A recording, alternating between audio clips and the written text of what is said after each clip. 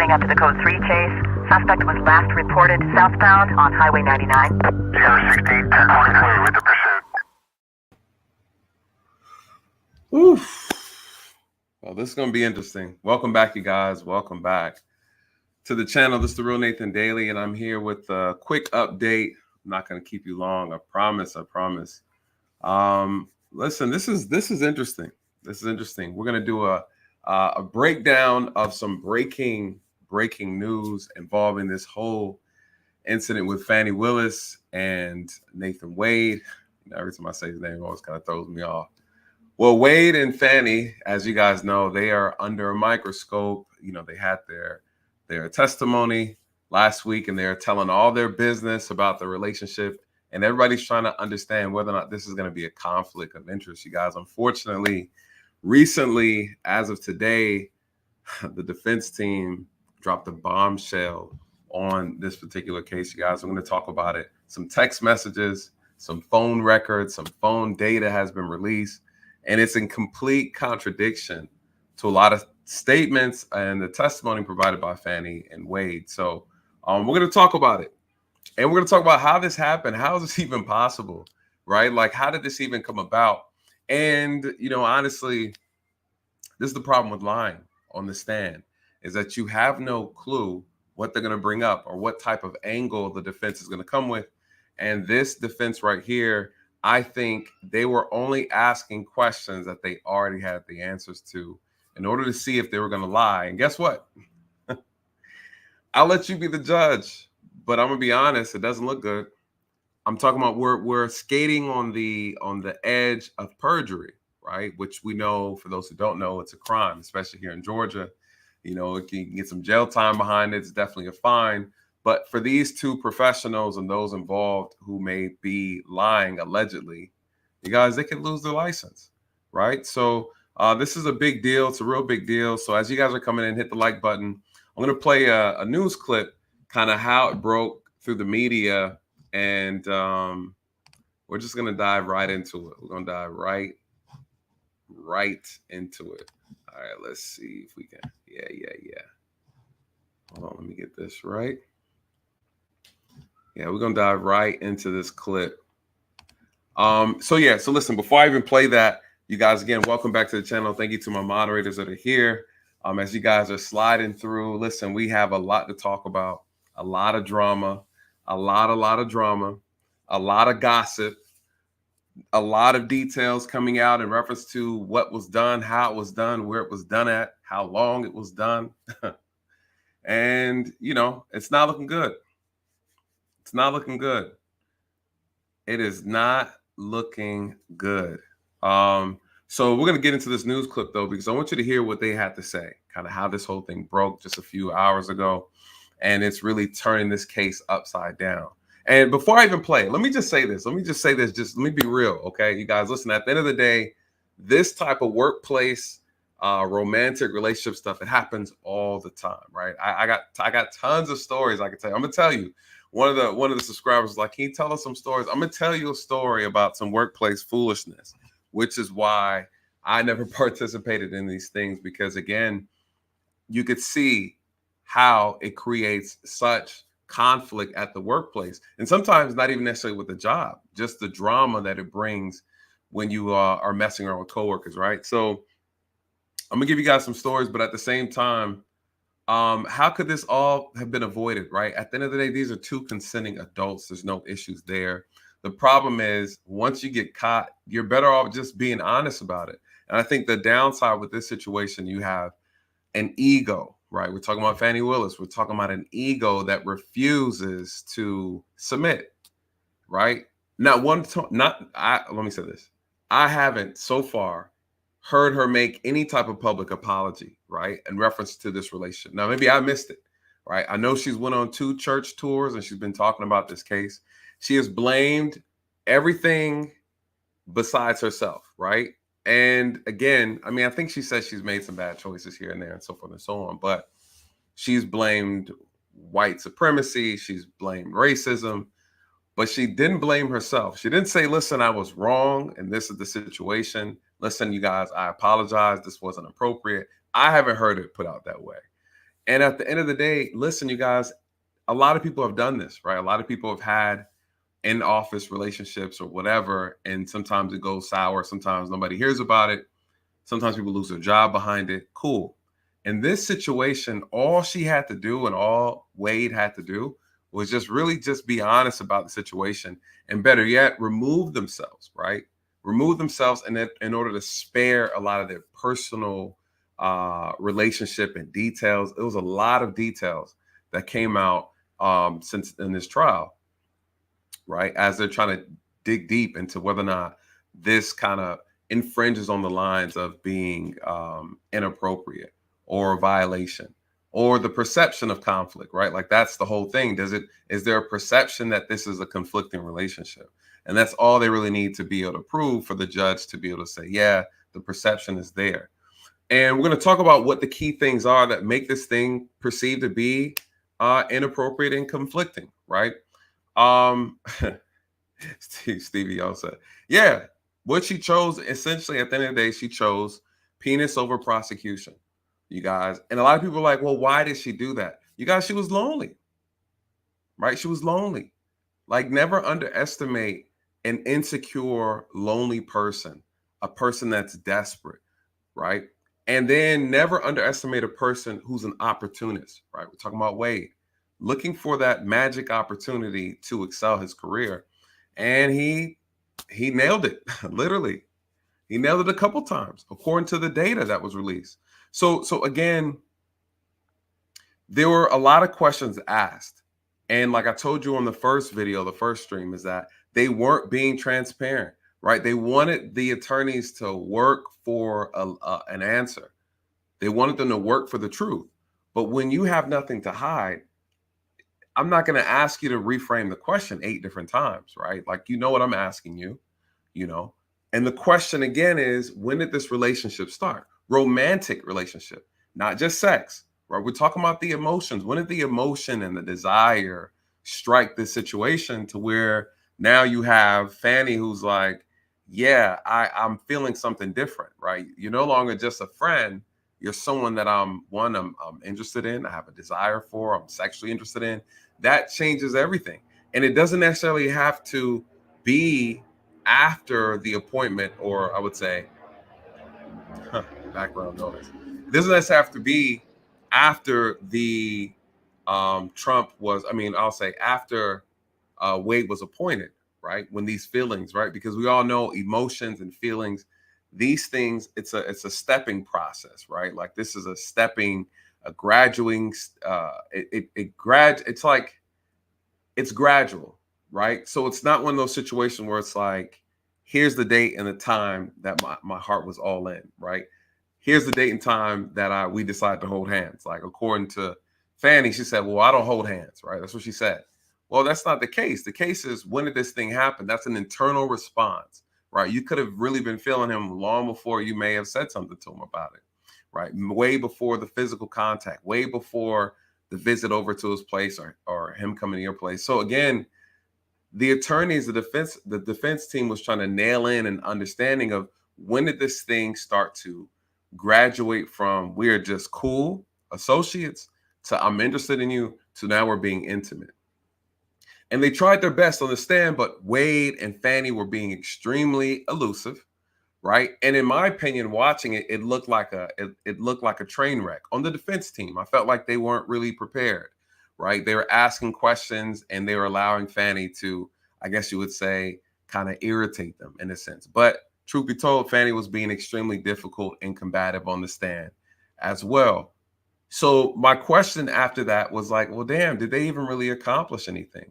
Well, listen, after this bombshell drop of cell phone data, you guys, the defense's attack or their strategy makes perfect sense now. It all makes sense. Why do I say that?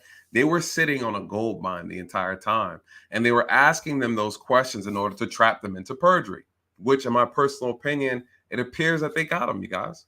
Like, they got them. At this point in the game, the bar's involved. They're going to do their investigation.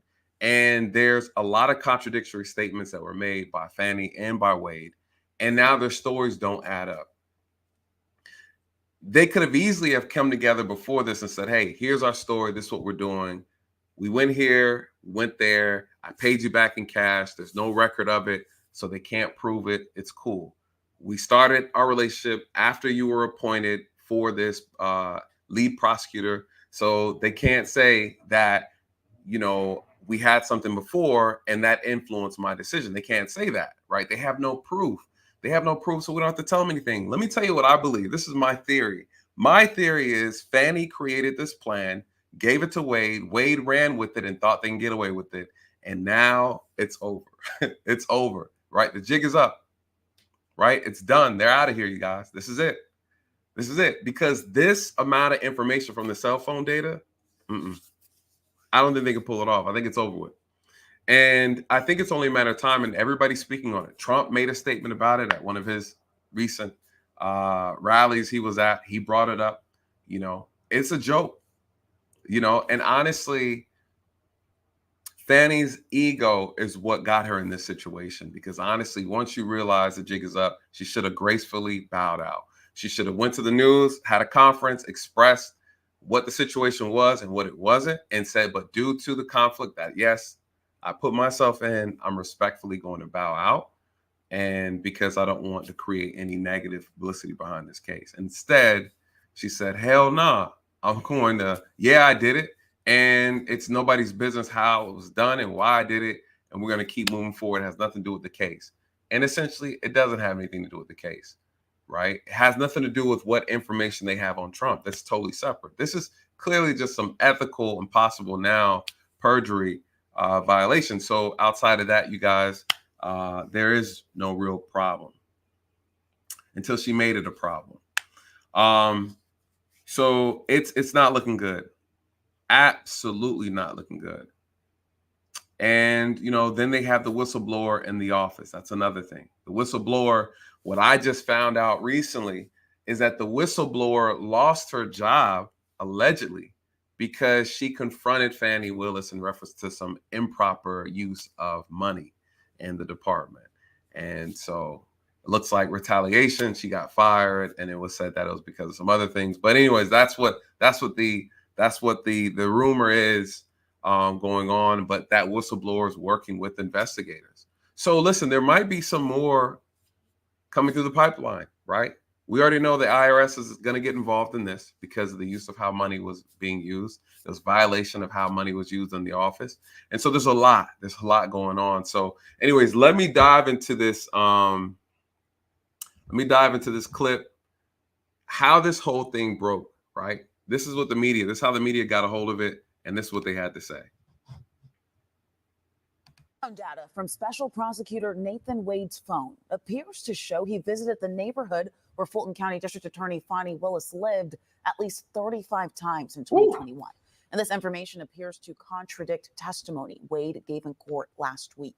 He said he visited Willis's condo no more than 10 times before she hired him on as special prosecutor in the election interference case in November of 2021. But cell phone data appears to show his phone connecting to nearby towers roughly 36 times between January and November of that year. The data is included in a filing from former President Donald Trump's attorneys. They want Willis and Wade to be disqualified over accusations that they enriched themselves through their work on this case. The data could prove a relationship began earlier than previously admitted in court. When did you start dating? When I started dating Mr. Wade, it was right around then. April 2022? 22. So we also learned that the judge has set a March 1st hearing over motions to disqualify DA Willis from this case. And it comes as Wade tries to block private testimony from his former attorney that could be critical in this case. Defense attorneys believe Terrence Bradley can confirm when this relationship began, but Wade is asking the judge to cancel further questions to uphold attorney-client privilege. All right, so let me run the second clip, because this is also just as important with this kind of breakthrough. I like the way this brother breaks it down. And he talks about the actual text messages that were released, or the data in reference to this case, and what came about, like how they got it, how they got access to it. You know, there's this program, this software that we use called Cellhawk, right? Investigators. This is a law enforcement investigative tool that we use, because a lot of people are like, how the hell do they figure this out? How they find out? Listen, the defense team, Trump's team, hired a private investigator. They had to have got a search warrant, right? It's the only way you can get access to this level of data. It's very, very intrusive. Well, it's not as intrusive as getting an actual dump of the cell phone, as far as phone records, phone calls, and actual line by line information from text messages. What they were able to do is they got a subpoena. He got a subpoena. He had to, and got the data information from the cell towers, right? And from there, he basically tracked his phone and where it was at in the year of 2021, because this is the argument. The argument is, if they were just friends, what was the phone text, the text, the phone calls, and did he ever go to her condo, right? Like, this is what the whole thing comes down to. And what they found out is that, yeah, he was there a lot, you guys. And he was there in hours that a friend probably normally wouldn't be at. We're talking from 11 at night till as late as 3-4 o'clock in the morning. All right. So on several occasions is what they're pointing out. You guys, this gets interesting because why? What they testified to is they're like, I think he came over maybe a few times, 3 or 4. You know, we didn't talk on the phone that much. And they're like, no, that couldn't be the case, because there's over 2,000 plus phone calls between January and November of 2021. You guys have 2,000 plus phone calls, and then over 12,000 text messages. Listen, I've never dated a woman where I've texted her over 12,000 times. That's a lot of text messages. And I'm curious, you guys, to know what exactly did they talk about. Listen, I'm gonna give you a little insight knowledge. You know, here's the problem with this particular case. I don't think Fani knew how in-depth they're going to investigate this. I think they put together a very, very basic strategy, which is they can't prove this, so we're going to say this. But now they trapped them on the stand, making statements that, of course, now the evidence is really, really damning. It's very contradictory to what they stated, which is also very funny, because at the end of the day, you guys, listen, this all could have been avoided if she would have just been honest. You know, the worst case scenario would have been taken off the case, right? And that would have been the end of it. I think her ego got in the way, right? Let's take a look at this clip, and then this is crazy. This is crazy. Shout out to TLA's in the chat. What's good, brother? What's good? Listen, TLA did a great breakdown as well. As you know, he is also attorney out here, so you know he's eating this up. This is a great case for him to break down. Listen, we're going to talk about the law enforcement side of it and how they're able to pull the search warrant, because this tool they use, you guys used it plenty of times. It's a great tool, and it basically maps out everything that you want to know. They're able to find out that he was at, or I would say approximately near her home for long periods of time. And what were you doing from 11 to 4 in the morning? That's a lot. That's a lot. Anybody would tell you that. If y'all weren't talking about work, y'all were talking about some other things. And I wonder what those things were. This brother right here, I like his breakdown. He gives all the details in reference to the text messages and all that. Let's play this clip real quick. I'm gonna break it down. Private investigator hired by former President Donald Trump's Georgia attorneys alleged more than 2,000 phone calls and just under 12,000 text messages took place between Fulton County District Attorney Fani Willis and her special prosecutor Nathan Wade before he was hired. This morning, Trump attorneys Steve Sadow and Jennifer Little filed an affidavit in Fulton County Superior Court from Charles Middlestad.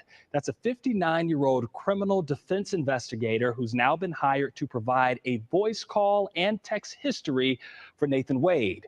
Wade and Willis engaged in a now acknowledged, I should say, a romantic relationship, but the couple claim that their relationship began after Willis hired Wade to assist in her investigation and subsequent indictment of Trump and his allies. This story is developing by the minute, and you can read more on this new filing on our free Atlanta News app and, of course, on the free website, atlantanewsfirst.com. Some breaking news right now, and his allies. So here's the thing. what is it going to look like? Right? What is it going to look like? One of the most interesting things about this case is the breakdown of where Nathan Wade was during or prior to his appointment on this case. Well, he's been at her condo a few times where he's there from 11 again at night, and he's leaving at 4 in the morning. Now, that might not be too big of a deal because on the stand, what he answered to was, yeah, I've been over there before, right? I've been over there a few times. They asked him specifically, where have you laid your head at? Have you spent the night over there, right? They asked Fani this too. Fani's like, no, he's never spent the night at my place, right? So this is something we know for a fact that she told them on the stand. She said, listen, he's never spent the night at my place. Well, here's the thing, as attorneys will tell you, and TLA's in the chat, he'll definitely tell you, you have to ask the question properly. If you don't ask the question properly, you can't really trap a person into their argument. How do you ask the question so you can get the best answer for a lot of times you're doing it in front of the jury. You want the jury to be able to see it. Well, in this particular case, they said, okay, where has he laid his head at? Has he slept? Did he live with you? Did he sleep at your place? And she's like, no, he's never slept. Okay. Well, when you look at the text message and you look at the phone records, you look at the towers that pinged his phone, he was at her place from, again, 11 at night till 4 in the morning. So now you bring him back on the stand and say, listen, we got your text records. We got your phone records here. The data shows that you stayed the night and you slept at her place. And Wade is like, listen, I mean, I went over there. You asked me if I spent the night. No, I spent the day over there because when I got there, it was at midnight, which essentially is the next day. And I didn't go to sleep because I was in them guts for 4 hours, sir. So I never slept. You know, after I went in there, did what I had to do, I left. So technically, you didn't ask me correctly, right? You didn't ask the right question. And let me give you an example of that, right? Because in this same thing, when he was on the stand, they asked him about his divorce. They said, hey, on this paperwork that you filled out on your own free will, that you swore that this is true, it says during your divorce, it's like part of his divorce record is, did you ever cheat on your wife? During your marriage, he said no. In the paperwork, he said, no, I never cheated on her.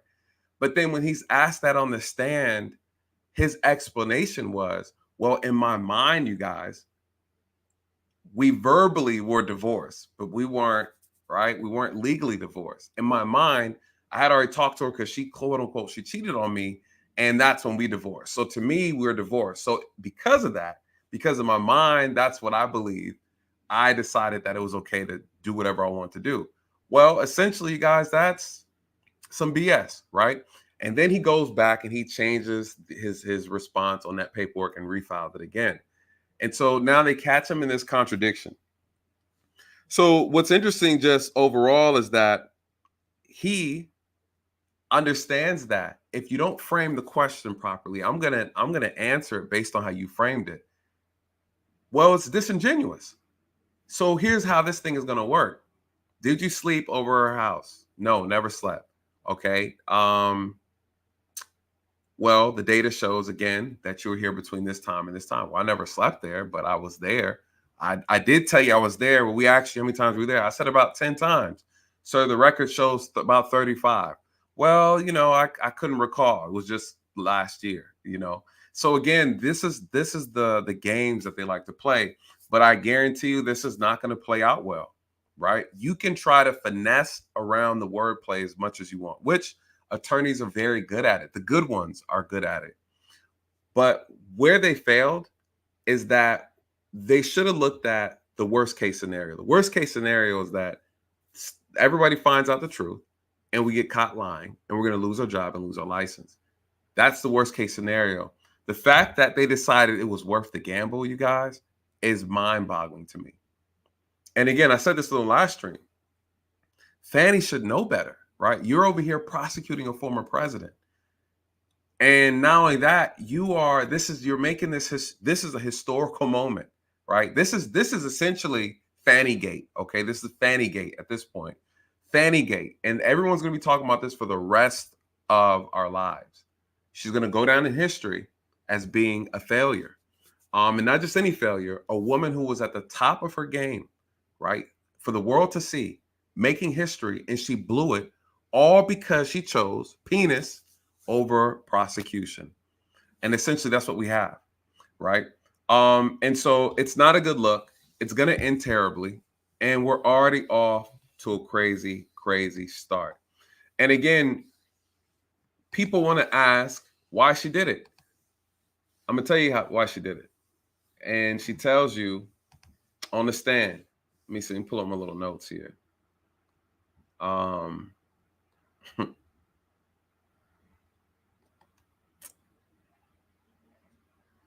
Where is it at? She says she was lonely. All right, an hour and 6 minutes. We're about to pull this up. I want you to hear her reasoning for why she did it. Well, she didn't say why she did it, but again, this is pretty much alluding to it, in my humble opinion. Where's it at? Oh yeah, here it is.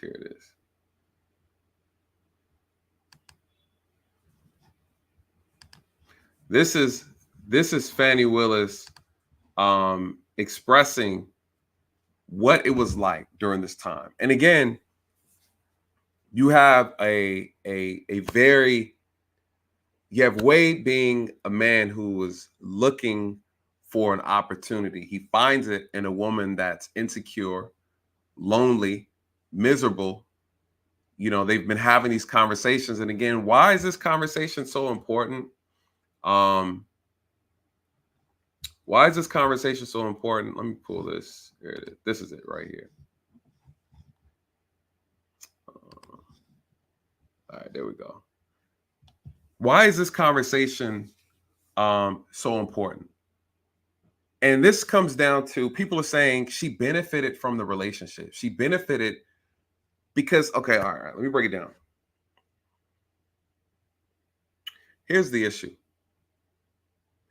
She's trying to hide the fact that she didn't benefit financially from this relationship.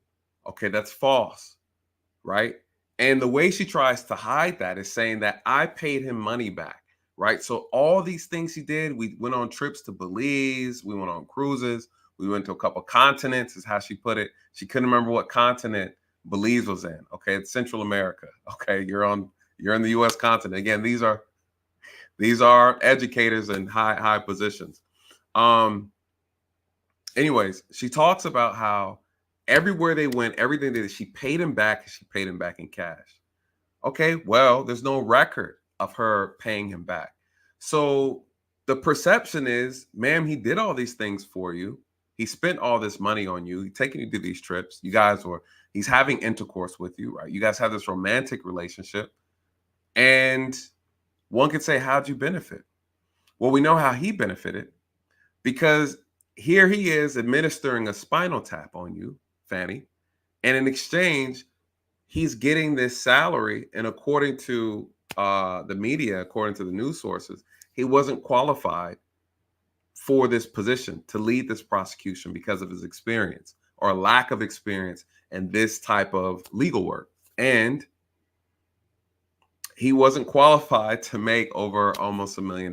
He made, I think, like $600,000 that he cleared from doing this. Now, I guess when you talk to other attorneys, they'll tell you. I've heard from a couple of attorneys say he's not qualified. He shouldn't have been hired to do this particular one, to be to lead the prosecution team. But here's where things get tricky. She's trying to argue that their relationship started after, right? November 1st, 2021, which is when he was appointed. Well, if that's the case, it's still bad. It's still a bad look regardless. But just based off of human behavior, relationships and emotions are built over time. Again, like I said, it's gradual. And this thing between them was gradual. And as they connect the cell phone data and they show the frequency of phone calls and text messages and late night trips to her house, right? And she testified on the stand when they asked her, has anybody else from the prosecution team been to your home? And she's like, no, none of them have, except for Wade. right? You guys went out to eat. You did all these things. There were things that you did. What were you guys doing? Now, the real question is, what were you guys doing from 11 at night till 4 or 5 o'clock in the morning? This is before he was appointed. So when the defense attorney asked her, when did this romantic relationship start? Fani equated this romantic relationship to holding hands. And no, the romance started way beforehand. And if the romance started way beforehand, even if you were never physical with him, you had an emotional tie to him. You desired him. You wanted him. You needed him prior to appointing him. So the question is, did that have influence over your decision? Absolutely it did, right? Because he's giving you what? The gift he gave you was attention. The gift he gave you was attention during a time where you admitted on stand that you were lonely. You were sad. In so many ways, you're depressed. You were vulnerable, right? And here comes this chocolate guy, right? Who now is smooth talking you. You admire him. You look up to him. You said it yourself on the stand that you were impressed with him, right? He was like a mentor to you, which makes it even more cringe. So this romance or this interest in him, this romantic, this emotional interest in him started way before the appointment. And I could argue that this influenced your decision to give him a job, right? Just like you gave your best friend a job, right? So again, this is what people are talking about. This is the conflict. And there's no way you can prove that your feelings for him as they started to build up didn't have influence on your decision. And because you have an emotional attachment or desire towards him, that also influenced what? How much you decided to pay him. And again, you guys, the argument is we just need to show that this could be perceived as conflict. Well, it's easy. You liked him. So their main focus was, okay, we want to tell them, we can't deny that we were together. So we tell them that we got together after the fact. Regardless, it's still a conflict. Now, guess what? You still have that main witness who's like, I seen them kissing and hugging back in what? I think she said like 2019. So before the appointment, this witness already said, listen, they were already kissing, right? You guys, this is going to end very poorly for both of them, right? Here's Fani's testimony right here. On this, you're not going to be able to give me an answer of whether or not, in fact, any of your children were still at the house or stayed at your house during that time period, correct? What I can give you clarity of, so that we are clear, is from the time I moved out in February-ish of 2021, after I left there was a time period that my oldest daughter came back. But if you're asking me, was it in that window or after, I just don't have a recollection of that because, you know, your kids come. Correct. What I can give you clarity of, so that we are clear, is from the time I moved out in February-ish of 2021, after I left there was a time period that my oldest daughter came back. But if you're Miss Yurdy never lived in the condo. She met her husband but I think that whole time I was in that place, other than that one night, I don't think anyone ever, there was a very lonely period in my life. I don't think anyone ever spent the night other than maybe one night. I remember a picture of my baby sitting on the couch in that place, and I'm thinking she spent that night, but just a very lonely time in life. Okay, we'll stay with the lonely theme just for a minute. Did Nathan Wade visit you at the Yerty condo from the time you moved in until he was hired on November the 1st of 2021? So I moved out of that condo, but during that time period, I'm sure he came to visit. I can remember us going, I think the restaurant's lickety split. I can remember picking me up, wanting to lickety split. split and ordering some food and coming and sitting at my table and eating. So I remember times that he visited me at that condo. Yeah. Okay, could you give us an approximation of how many times Mr. Wade visited you at the condo between the time you moved in and prior to November 1 of 2020? I don't think often, but I don't want to speculate. Can we say more than 5, more than 10? I'm going to tell you the problem I'm having here. Let's say more What's than the 10, problem, but I'm babe? not sure that that's even accurate. He certainly has come and picked me up, gone to grab some food to eat. I don't remember him being in that condo a lot. So she doesn't remember him being in the condo a lot. Her availability of her memory is very selective, because even she testifies, she knows his birthday, she knows what day he had his, he had cancer and all this kind of stuff. She remembers where they went to eat, right? Lickety split. So I think it's interesting how this whole thing has been very selective, right? Very, very selective. Okay, that's I'm sorry. You want a number, and what I don't want to do. giving me your current and best recollection is all I'm asking for. That's all I can give you, sir. How many times did any of the prosecution team, how many times did Anna Cross come to that condo between the time you moved in and November 1st of 2021? I don't think Anna's ever been to that condo. What about any other prosecutor that's involved in the prosecution of this case? I don't think any of them have. Just Mr. Wade. That's correct, sir. But it was a lonely time. Oh my God. That 2021. Here we go. I have a lot of guilt about this time period in my life. Let me tell you why. But yes, it was a lonely time. Okay. I was very appreciative to the citizens for giving me this responsibility and this duty. But what I very, very quickly learned is that this is a very isolating job, and 2021 was a lonely time. I turned 50 in 2021. That's probably one of the worst birthdays I've ever had. I spent it alone. So I have a clear recollection of 2021 being lonely. Okay. Did Mr. Wade ever visit you at the condo, the time period I'm talking about, prior to November of 2021, when Miss Yerty was at the condo?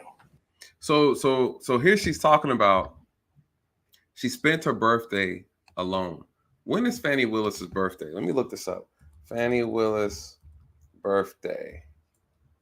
Let's look this up real quick. October. Okay. October 27th is her birthday. She says she spent her birthday alone. She remembers it clearly. But what's funny is, let me pull up this news article real quick. Let's go to this news article. Let's do this real quick, y'all, because we're gonna get to it. We're gonna really break down this. This is according to The Hill. They released this today. They have the criminal investigator kind of broke down some of the stuff that he was able to locate through the cell phone data from Wade's phone. And okay, he highlighted the investigator claims Willis and Wade under, again, 2,000 interactions via cell phone, including more than 2,000 phone calls during the 11th month period.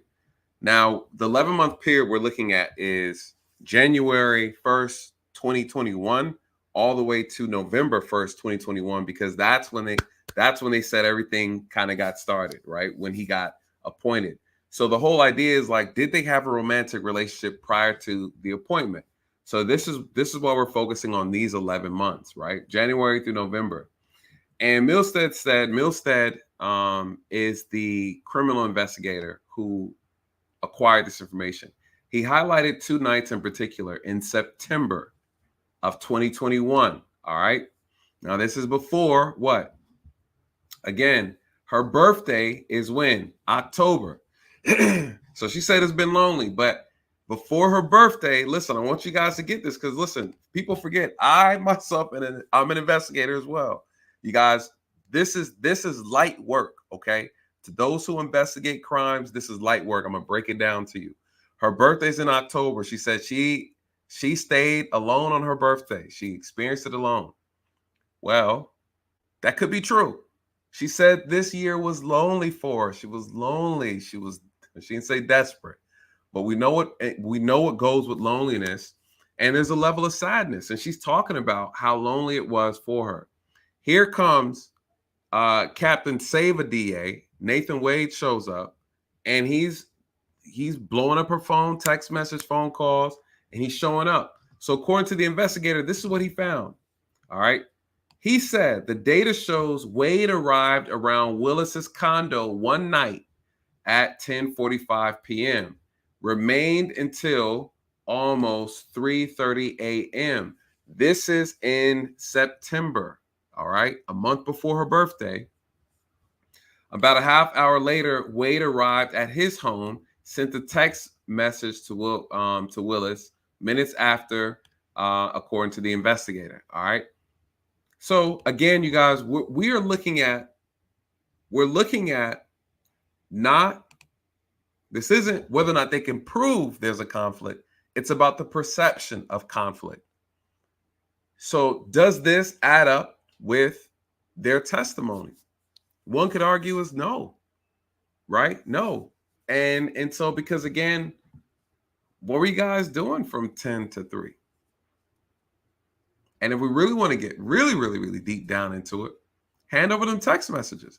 And unfortunately, we already have Bradley, who's deleted some text messages on his phone already, and it was shown in court, right? There's a lot of foolishness going on. And again, all this could have been avoided. Someone said he was at the airport and paid for cash.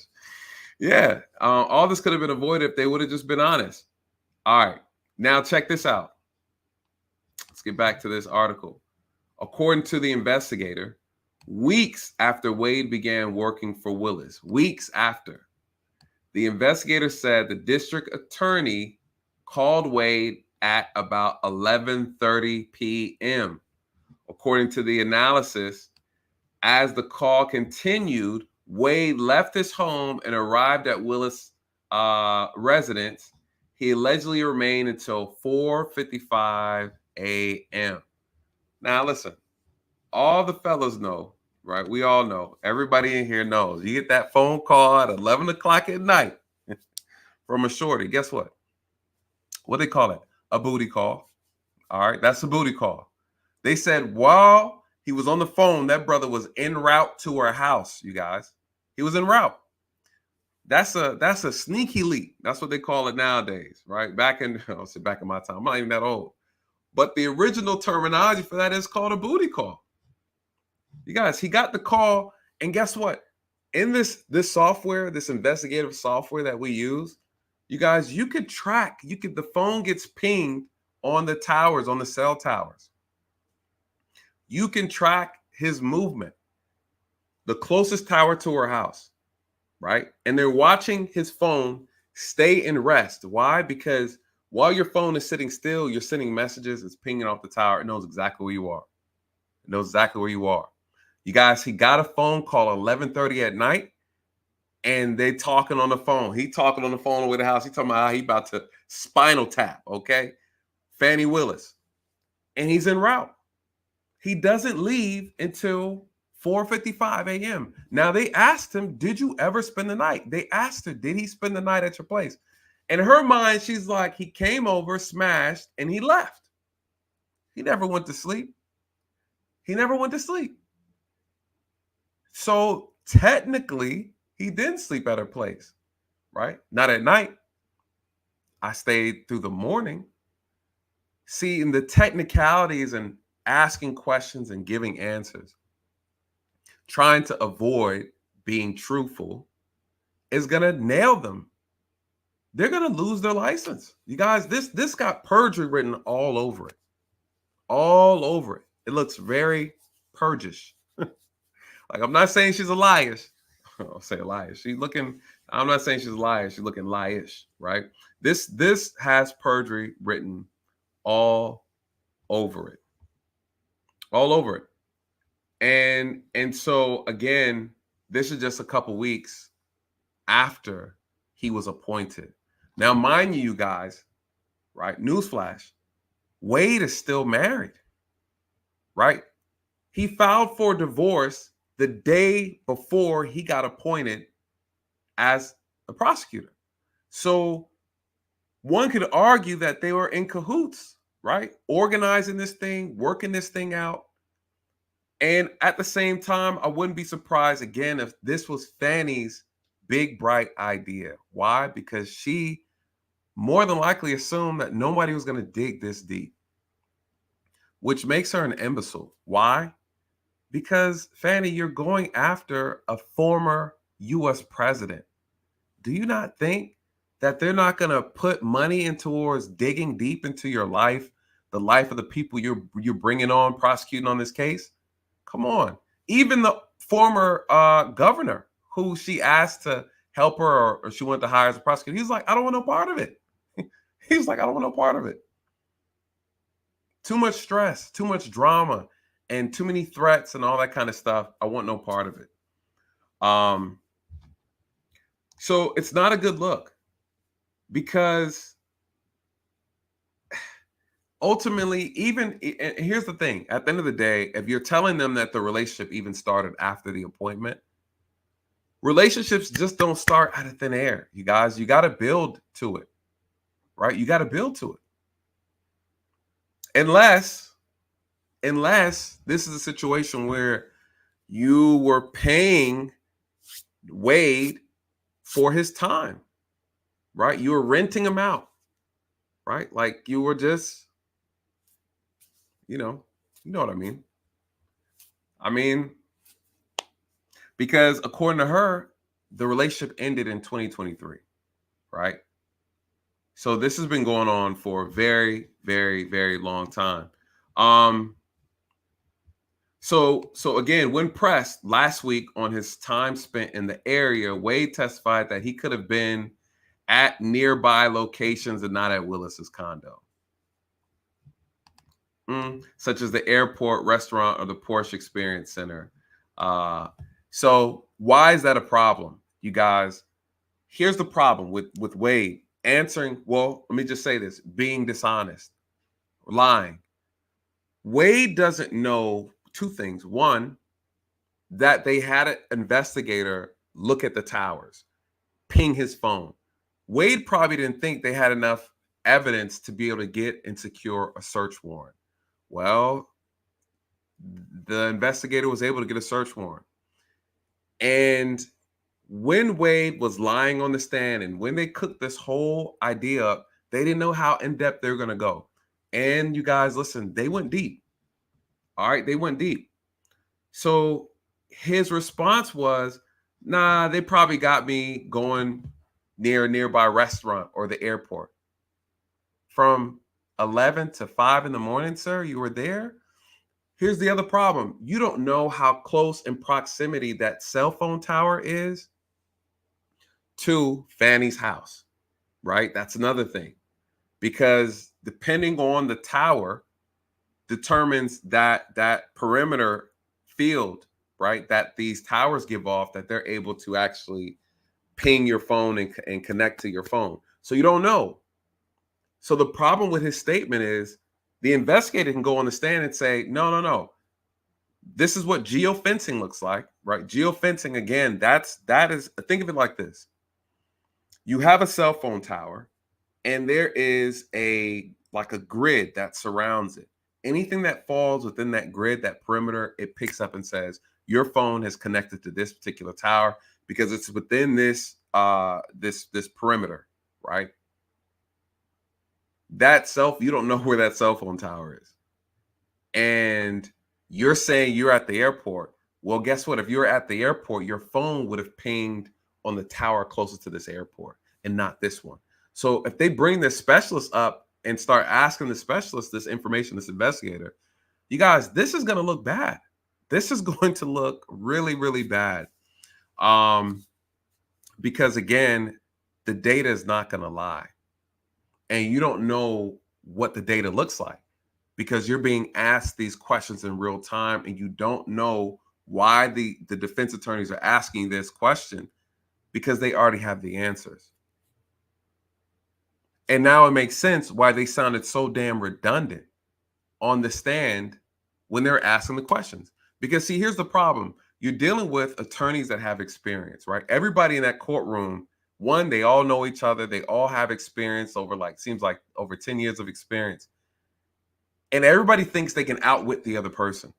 That's what it looked like. The winner, though, is the one who has the best strategy. The one who has the best trump card, right? No pun intended. What trump card did the defense team already have? They had his cell records. They already knew what to ask. They had what? They had a witness, right? They had another attorney, Bradley, who had already slipped and gave information to an attorney who's on Trump's side.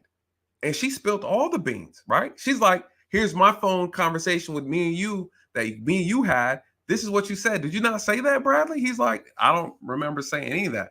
Sir, the message is right here on the phone. He's like, I don't recall. I don't have it in my phone. Yeah, fool, because you deleted the text. You guys, this looks horrible.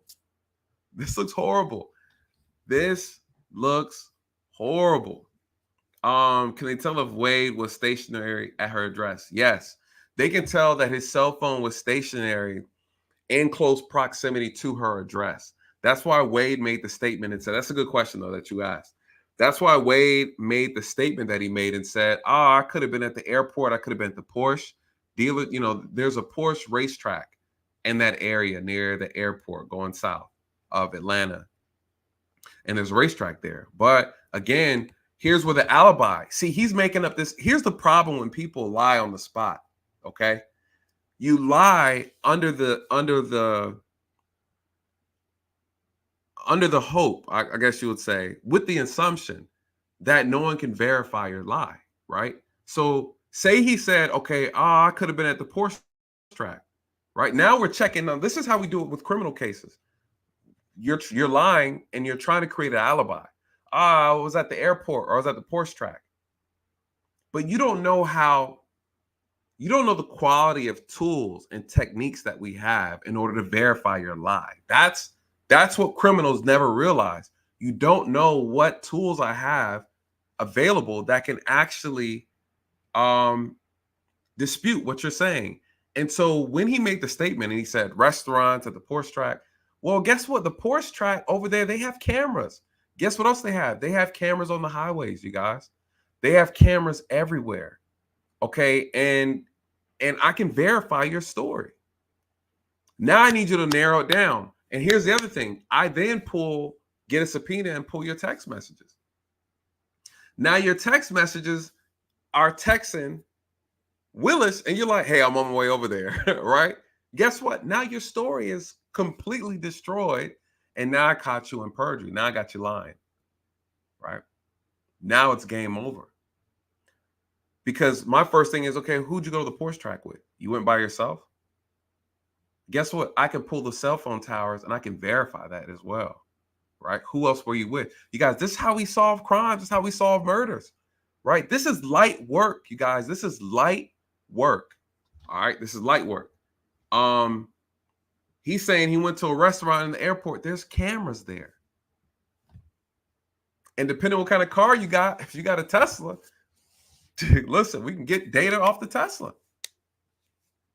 You guys, your story can be verified. This is why they're in such bad position. We use these type of tools all the time to pick apart people's stories when they start telling us stuff. And again, the reason why criminals lie, they lie in a way because they don't really know how and if we can verify what's being said. And technology today,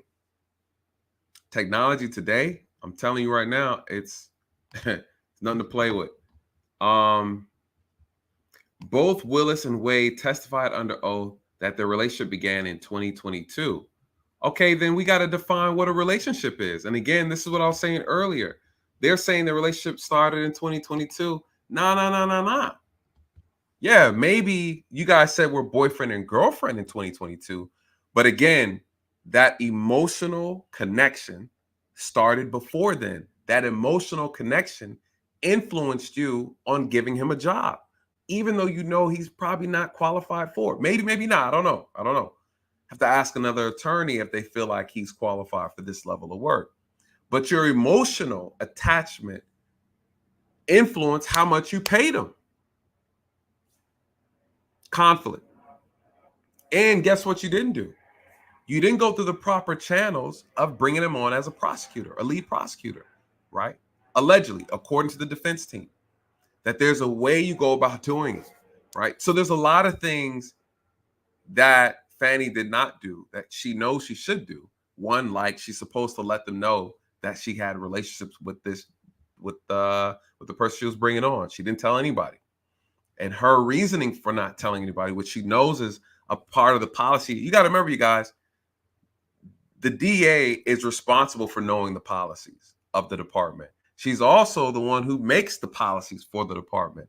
And she goes on stand and she tells them that I didn't know that I was supposed to tell somebody that I was in a relationship. I don't tell nobody who I date.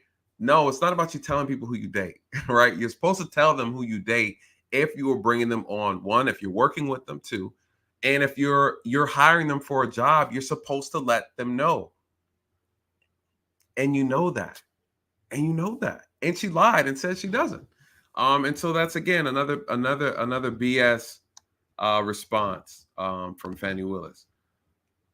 So what else?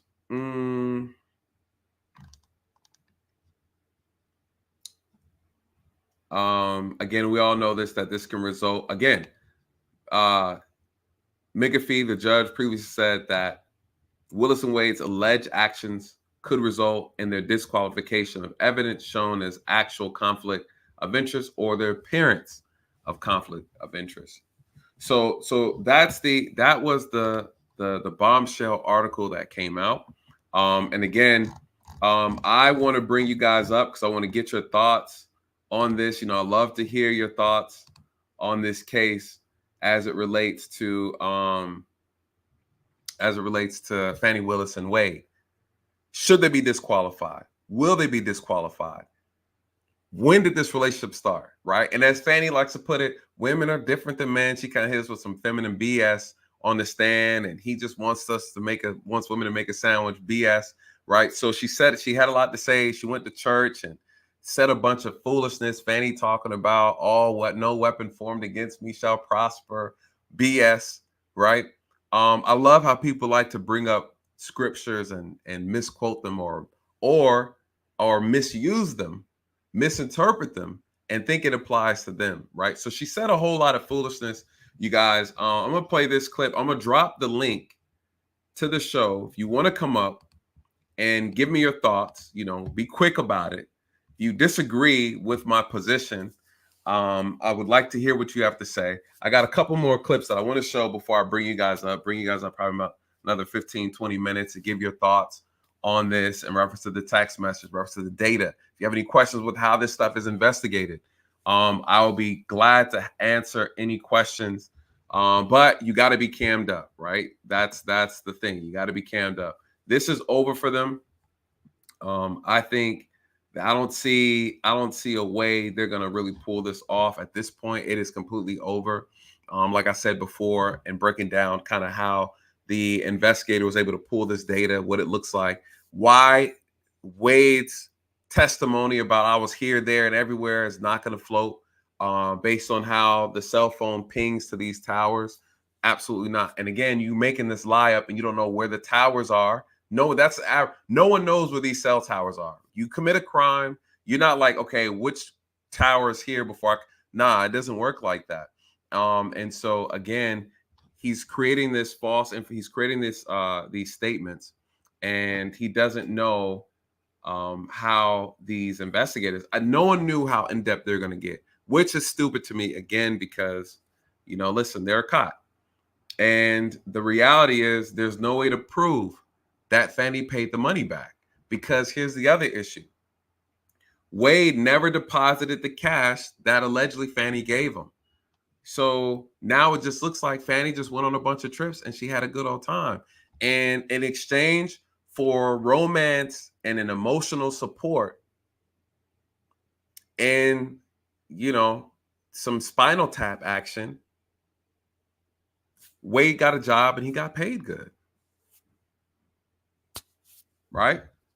So could you imagine rising to the highest seat here as a district attorney and then losing your license all because you chose penis over prosecution? Could you imagine?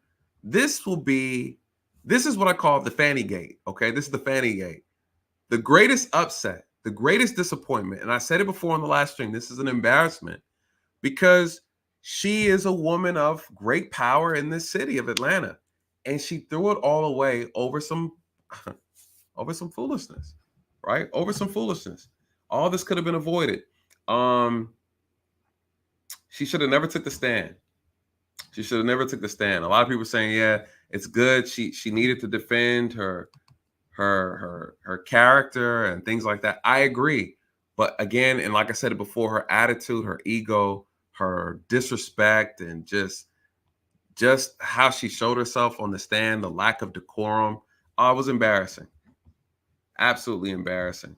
So check this clip out with Nathan Wade talking about the attorneys ask him about the history of the relationship. This is what he says. And then if you need to redirect him or have me direct him, I can. Mr. Wade, you can continue. Yes. So sometimes it would be like a 3-second call. She would go, during your election, have you ever seen this? And I would say, no, but here's what I would do. And we'd hang up. She had a lot of professionals working for her, but she trusted my judgment. So she called me. Be brief conversation, but she called. So my question was, how frequently did you speak with her prior to her election? Frequently? Infrequently? More than 2019, but it wasn't a everyday thing, no. In 2021, before you were appointed in November, so January to November 2021, the only time I'm talking about, how frequently did you speak with Ms. Willis on the phone? In 2021, then it became frequent. Frequent? Yes. But you did not work at the DA's office at that point, correct? I did not. All right. So you see how frequent, sir, you guys have almost 2,000 messages, 12,000 phone calls. Like, come, what? So again, over 2,000 phone calls. Yeah, it got pretty frequent. It got pretty frequent. The problem with being on the stand, and for those who've been in the courtroom and sat on the stand, you know what's so easy? It's easy to just tell the truth. The moment you have to lie, it takes a lie to build upon another lie. Then you have to tell another lie to support the lie that you originally told. Then it takes a lie to maintain the lies. And then you have to remember the lies that you told to support lie 1, lie 2, lie 3, lie 4. And you pray that no one understands, right? Like no one can figure it out. You guys, that is the problem with lying. And if you're a good enough attorney, you know what questions to ask to corner a person on the stand. That's why she should have never got on the stand. She should have just did a press conference, told her truth, and then stepped her ass off the case. And that's it. Because she's bold enough to go to churches and have all these conversations about what it is and who's after her and why she's a Black woman that's struggling, and those are making it hard for Black women, and they don't want to see her do good, and that racism is the key problem of all this blase bullshit. You guys, she decided to get on that stand and come up with the story that she thought no one was going to pick apart. Unfortunately for her and Wade, they had already did their due diligence. That's why she just asked Wade from January to November, how often did you guys talk? You guys, they talked a lot. They talked a lot. And, again, it's not looking good. It's not looking good. Not looking good. Shout out to my homie Chef. He says, The plan number one, Wade was a judge with a private practice, making almost 3 times what he made with Fani. 2, taking the prosecutor's job, decrease his salary, making his impending alimony divorce settlement much cheaper, the hustle. You know what? That is a good point. That's a good point. And you know what also is very interesting too with this, you guys, is that one, he filed the divorce the day before he was appointed the position. All right. That's another thing. Then he dissolved, right? I think it was, don't quote me on it, but I believe it might have been like the 2nd year into him being on the prosecutor's team. He dissolved. He separated from the group he was a part of a law firm group, right? He dissolved that in the midst of this whole thing. There's a lot of funny business going on in this case.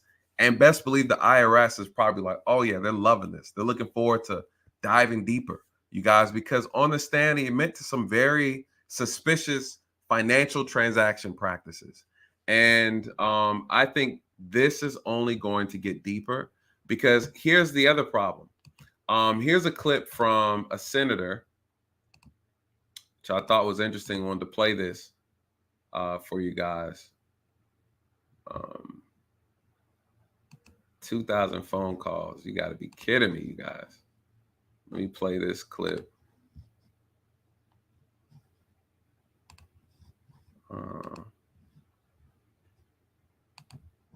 Jimmy Kimmel understood what the title of this conversation is. What you talking about, Willis? Fani Willis. Did she get back to you today? Yeah, we subpoenaed her. Not yet. I just talked to her Wait, staff. is she supposed to get back to you today? Yeah, she's supposed to get documents. Well, to did us. you hear from her boyfriend? We haven't. So I was talking about this in the office, and I said Fani Wade, and it was like a Freudian slip, you know, like Fani Willis and Nathan Wade. So no, we haven't heard back from her yet. We'll see what we get from her. But there's a whistleblower in her office who we have talked to, the committee staff. Yeah, and she, the whistleblower, I think she's like 4'11", but Fani Willis had 7 police escort her out when she fired this lady, because this lady raised the concern that Miss Willis was not spending federal funds and not following the grant, the rules of the grant and the grant dollars in the appropriate manner. So she raised this concern, and then Fani Willis fired her. She's now talking with our office, and we'll see where that goes. And that's why we subpoenaed for records and documents related to this. We'll see what we get. There's still a few hours left in today. She also was interesting. She, instead of accepting service on the subpoena, she made us send the U.S. Marshals. Even though our office had talked with her office, we've had correspondence back and forth. She made the U.S. Marshals take the subpoena there. So go figure. This is Fani Willis, and we all saw her. I think her attitude on display when she took the stand. I thought it was a skit, but I think it actually was real life. It was real. We sent out a. So let me pause it right here, because this is a great conversation. Again, this is pointing out some other issues, right? You guys, listen, there's a lot more going on behind this. For whatever reason, it seems like people who go after Trump, it just doesn't quite work out for them. Okay, here's a problem. You guys, listen, if you are going to be about justice and you are going to come out here and you're going to, what is that saying that's giving me that Batman quote? I can't even remember. It was a classic Batman quote. And what does it say? Somebody knows it. Somebody knows it. It was from Batman, I think Begins, and he's talking about Harvey, right? Two-Face. And he says that somebody knows it. You live long enough to be the villain or something. Anyways. It made me think about that quote. But I know somebody knows it. I know somebody, Chef, I know you know it. He had this perfect quote, talked about being good, right? Being good. And but he says if you do this job long enough, you become corruptible, right? Like that's the whole. Here you go. Somebody got it right on time. There it is. You either die a hero or live long enough to see yourself become the villain. You guys, this is the coldest quote, and it's so true. And those who work in public service, even myself included, we know this to be true. It takes a lot for you to maintain that integrity, right? Because you get bombarded with so much things, and it's a true test to your character. What we see right now in this case right here with Fani is that because of what she's doing, she's going after the YSL gang, indicting them with RICO. She's going after Trump and you know, indicting, you know, this entire crew of people related to this quote unquote stealing the election. Well, guess what? Again, you are playing at a high stakes game. This is next level, right? And you hear her testify and say, "Oh, they were threatening me. I can't live in my house anymore." It's like, Fani, what did you think was going to happen when you don on that armor and you come out here and you're going to fight the injustices of the world? You have to expect a level of retaliation, right? Some of the greatest prosecutors who went after the greatest mobsters, the most craziest criminals in this country historically have all faced the same thing. This is what made them great, that they were able to find the courage to look past their fear, push forward, and bring justice. Well, then you turn around and you find that when you hold the mirror up at Fani, that she's not squeaky clean and that she hasn't been doing things allegedly by the book herself, right? There's questions about campaign money and how it was stored, saved, spent, documented, right? You can't do this type of work and not be clean yourself, you guys. That's just what it is, because they are going to find it. And apparently there's been a whistleblower, like I said earlier, in her department. You guys, I know people who work in the department over there, and they have a lot of things to say about her, her character, her personality, the way she leads, her ego, her attitude. So there's a lot of things. There's people who are leaving the department because these things are finally getting exposed. Well, allegedly, according to the senator here, he's saying, listen, this is Representative Jordan. He's from out of Ohio.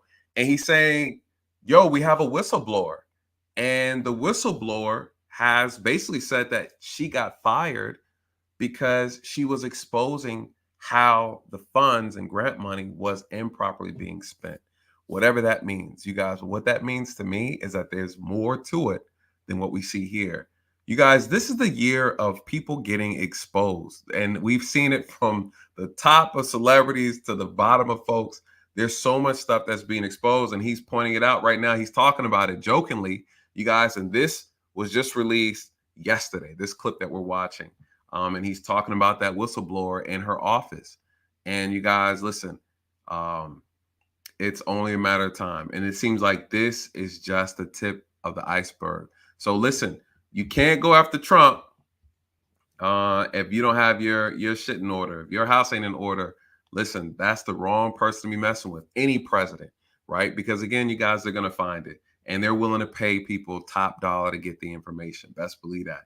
For this private investigator to find all this information already tapped into the cell phone data, it's looking crazy. A tweet that said, we didn't invite Fani Willis to CPAC, but there is a Fani sandwich with a chaser of Grey Goose vodka if you have enough cash, ready cash in your pocket. Yeah, the comedy routine from Mr. Slap coming out today. That's awesome. It's been a long year, Jay. Well, but we appreciate what you do. We appreciate what CPAC has meant for conservative principles for a long, long time. Thank you. It means a lot. So do they. You're a hero to a lot of us for a lot of reasons, but you have 100% rating in our scorecard. You've had, as you have now, in positions of importance, big titles, just always do the right thing. And you always vote right. Well, how come you don't wander off and get this kind of Potomac fever like everyone else gets? I mean, you're being kind. Is it because you're not a senator? There's lots of good senators too. I appreciate that. Look, I say this all the time. You probably all heard me say it. I think we make the job way too complicated. You're a member of Congress, you're in public office. It's really, your objective is really pretty basic. What'd you tell the voters you were going to do when you put your name on the ballot, you ran for the office? If they in fact elect you, go do what you said. Go fight for the things you told them you're going to. That's how this compact works between the elected officials and the people we get the privilege of representing. And I try to remember that when I think about the people in West Central, North Central Ohio, and the 4th District. Anybody here from Ohio? Exactly. Let me just pause and say this. He's absolutely correct, right? Their job is very simple. Do what you said you're going to do and what you were voted in to do. And a lot of these corrupt politicians that we got a lot of them running this country, they do the opposite, right? They're shelling out billions of dollars, right? Shout out to Biden, y'all who voted for him, over to overseas, and that money is not spent here. This country could be 100 times better than what it is if they invested and actually cared about the people in this country. And the leadership has proven time after time that they do not. Shout out to the Negro Network. Oh, that's dope. I see what you did there. I like that. I like that spin. He said, disbar them and call the IRS. Hashtag Trump 2024 and free Young Thug. Shout out. I agree. Trump 2024. You guys, he got my vote. I don't care who else doesn't like it. Vote for policy, not the person, right? So that's how I always look at it. So I tell you guys over here, listen, this is a channel of free thought, right? You can express how you feel over here. And we don't censor people's voices. So shout out to you. Thank you so much for that super chat. Again, I like that. Disbar them. And I think that's what's going to happen. And I think it's going to be a reminder that nobody is above the law. And there's no greater way to show it is when you have the highest law enforcer officer, the DA, who's looking real silly. Not only is she looking extremely unprofessional on the stand, she's looking very immature. She's looking like she has an ego problem. She's looking like she's above the law. She's talking to the judge and the other attorneys any kind of way. She's disrespecting the just overall the department, right? The office, the seat, just everything. It looks bad, you guys. It looks bad. And she was the only one who came on the stand and acted that way. Everybody else, regardless if they weren't being honest or not, they were still professional. And, you know, what Fani did was an embarrassment, not just to Georgia, but to herself, but to, unfortunately, Black people, because, again, she is a representative of Black people, Black women. I think it was a utter embarrassment. And so it was shameful performance on her part.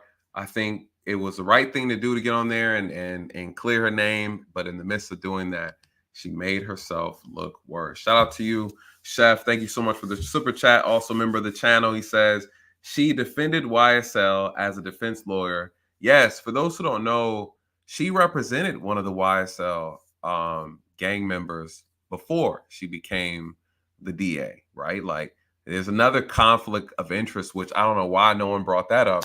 And she allegedly had relations with one of the gang members. Listen, there's a lot of stuff going on in this city, you guys, that you're not aware of.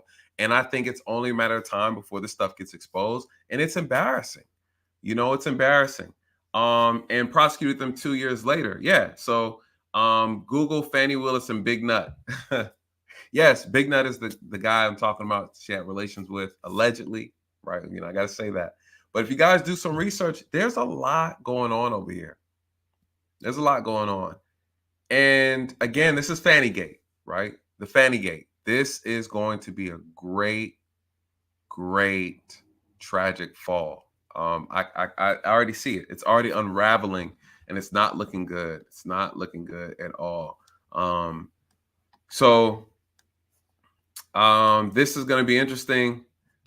Shout out to Shay B of the super chat. Yes, hashtag Fanigate. This is officially Fanigate. There's a lot more going on. There's so much more that's going to be exposed. And, you know, all we could do is just pop the popcorn, sit back and watch. And, you know, and it's sad, you guys. At the end of the day, it's sad. And, you know, what really pissed me off is her going to the church and playing victim, and the church just kind of eating that up. You know, all this stuff is politics, and the church, you know, they're involved in this and how they go about voting for stuff. And I don't know, this whole thing is a joke. It's a joke. A joke. Here we go. By the way, the room looks pretty full. Yeah. The room looks pretty full. I wonder why. Yeah. Wonder why. I think you're liked. Yeah. You know, Mercy, who's sitting over there, worked for President Trump in the White House, and Mercy and I worked in the Bush White House together. Is that Joe Biden has the White House count, President Trump in New York. Yeah. It looks like there's a lot of coordination. All that going on. It looks Shouldn't like shouldn't they be running an independent you on President Trump? Well, yeah, Nathan Wade, the guy from Fani Willis's office, he's supposedly had contact with the White House counsel's office, with the White House, with the Justice Department, with the January 6th committee, all that going on. It looks shouldn't they be running an independent Well, you would think. Now, I'm sure he's entitled to some of that information, but we want to know how this is all played out, particularly when you think about the fact they're going after their political opponent and the history I just talked about that started clear back in 15 and 16 when they started spying on his campaign. By the way, based on a confidential human source who we now know lied to him, nothing seems to happen to Christopher Steele. I'm sure the audience remembers that name. Yep. Now we have this confidential human source who Christopher Wray told us, filled out this 1023 form the FBI did, to Christopher Wray told us that this guy, we can't give you the 1023 form. This guy has been a 14-year confidential human source. We've paid him. It was, the laptop's of Russian information. Yeah, I think that's it for this guy. Yeah. We're not going to dive too much. I will say this, though. This is what I got to say this. This is what Trump had to say. All right. And first of all, Trump is a comedian, right? He's a comedian. He's a funny guy. It just seems like everybody who tries to go after him, there's always some backlash. I think people see the reality, right? Like they see that the media is basically attacking him.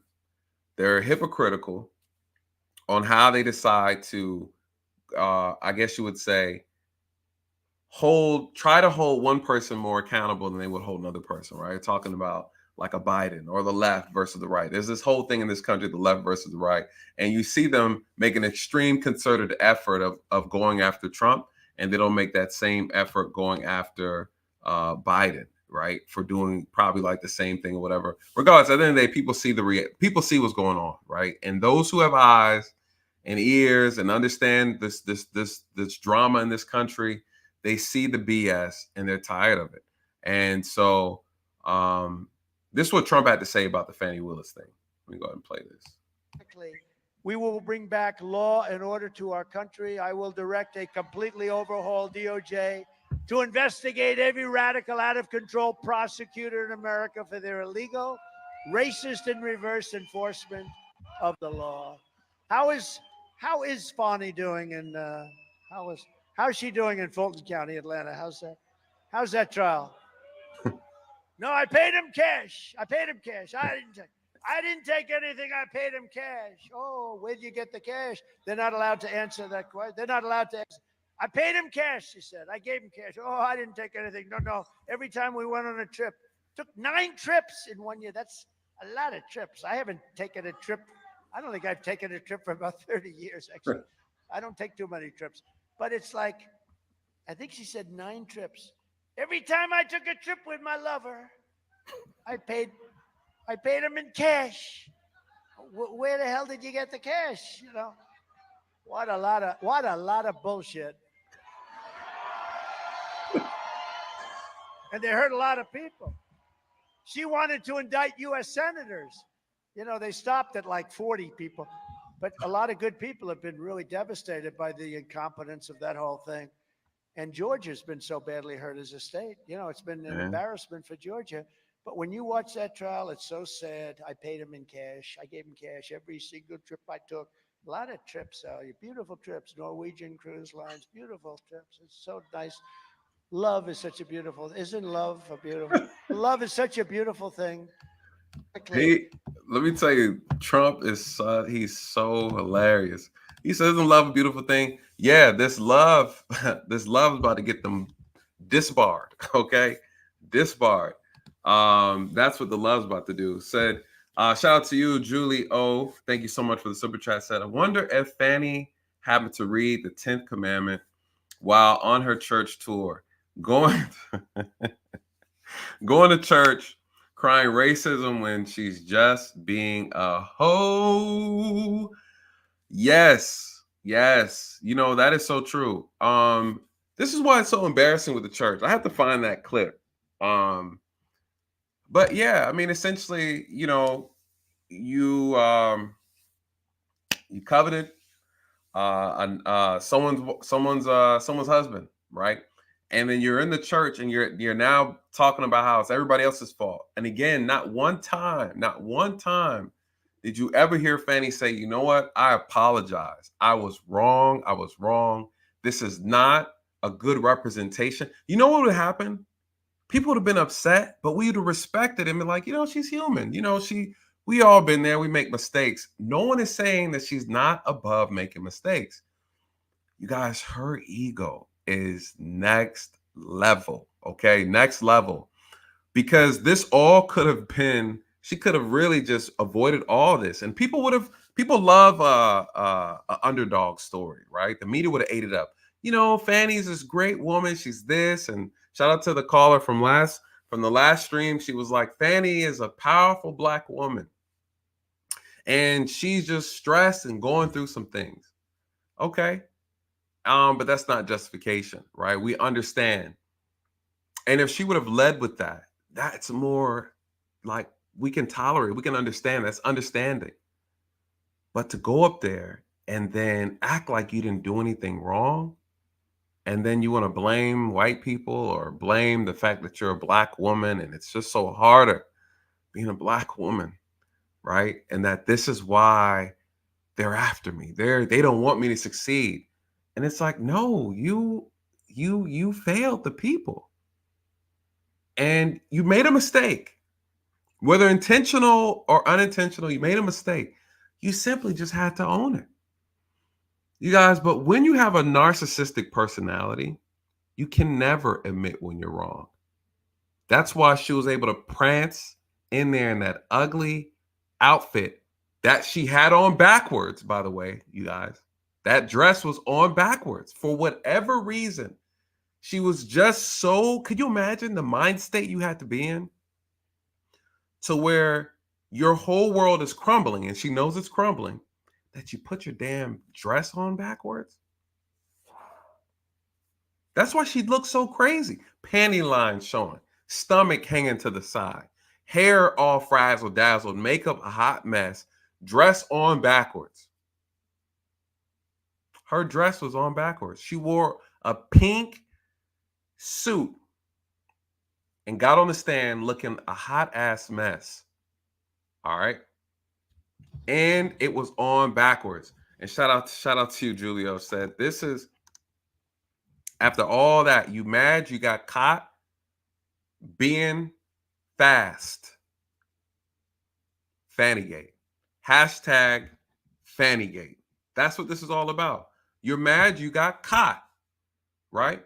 And essentially it looks like you were paying for entertainment. Where was the benefit? You benefited emotionally. You benefited sexually.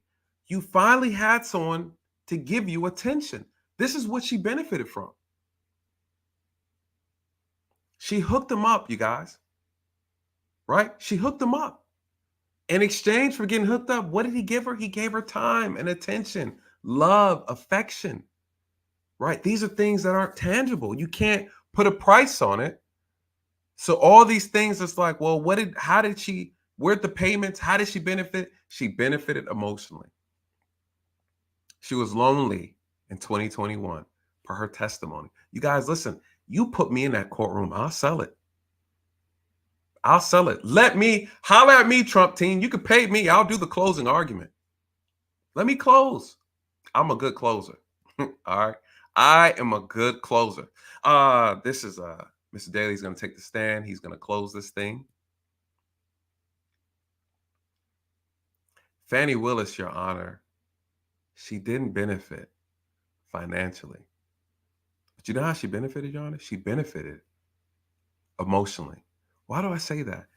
Your Honor, in 2021, according to Fani Willis, she was broken. She was tired. Her body was weary. And she prayed. She prayed for just the gates, the windows. She wanted blessings poured upon her. She said, Lord, my pillow is empty. My bed is cold. The sheets are dry. My insides are damp.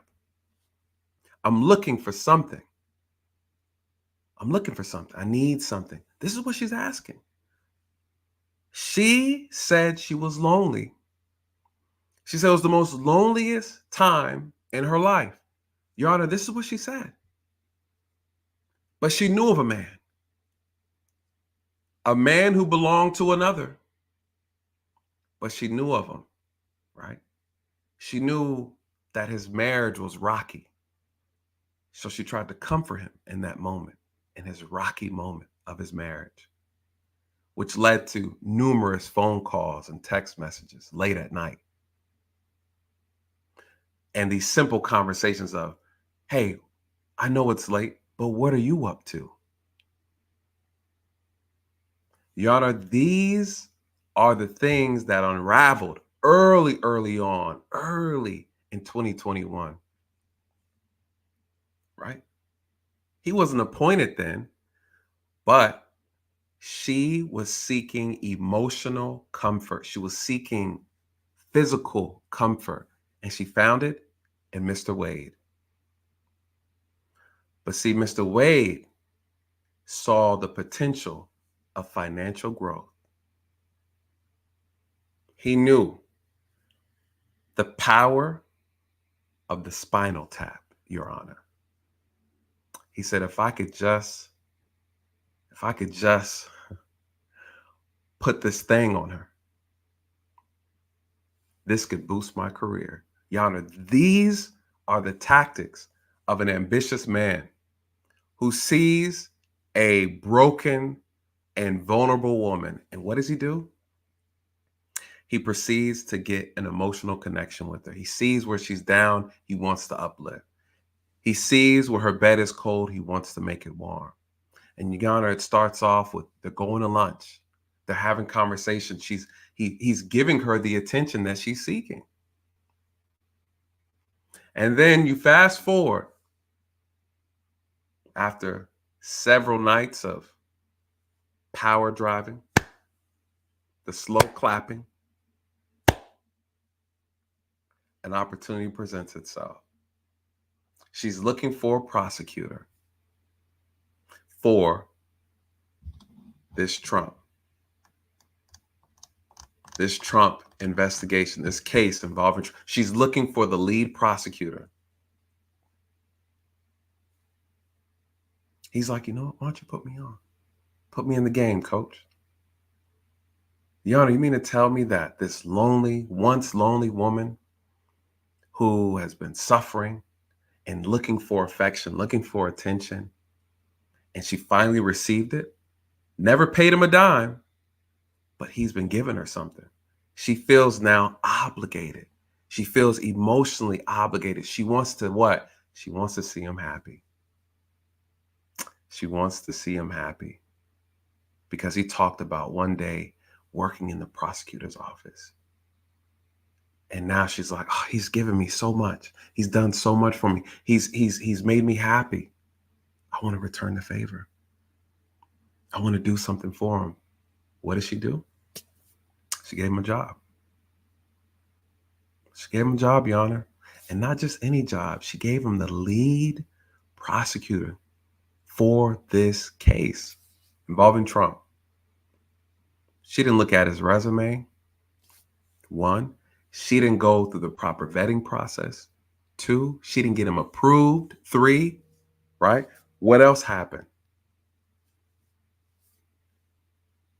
She did not tell anyone that she was messing with this gentleman before she brought him on. Why? Because she knows she can't do that. She knows it's against policy. And guess what? She did it anyways. She got on the stand and told you that she didn't tell anybody, intentionally didn't tell anybody because she said it's not their business. And you mean to tell me that he did not benefit? She emotionally benefited from this relationship. He took her on trips to multiple continents. She acted like she couldn't remember shit, but all of a sudden she knows his birthday is March 18th, right? She said she was going to emasculate a black man, but then went and proceeded to violate all type of HIPAA laws, telling about his cancer and him recovering and him sick and all kind of stuff. Your Honor, did Fani Willis benefit from this transaction? Yes. And though we can't prove financially, we know she benefited sexually she benefited emotionally, and you know she benefited physically. And she told you that on the stand. And listen, you guys, that's how I would present the argument. That's how I would present it. Just like that. She got something in return. Because guess what? One could argue that if she did not have an emotional attachment, connection to him, to that magnitude where you're paying for, what'd she say? Oh, I paid for his birthday. I did this, did that. And she was just so, like, you could see like that arrogance come out of her. Yeah, I did that. And it was the best birthday he had. Listen, you can't make this up, you guys. This is what she said. She bragged about it. So what did she get out of it? She got a boyfriend, guys.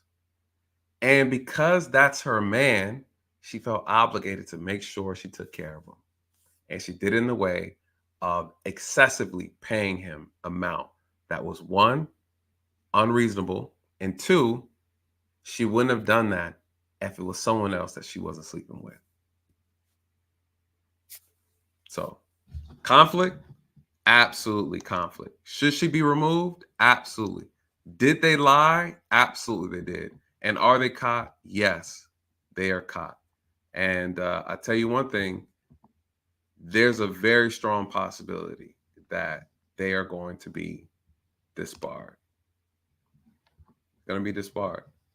Let me tell you how else I know this was an emotional connection.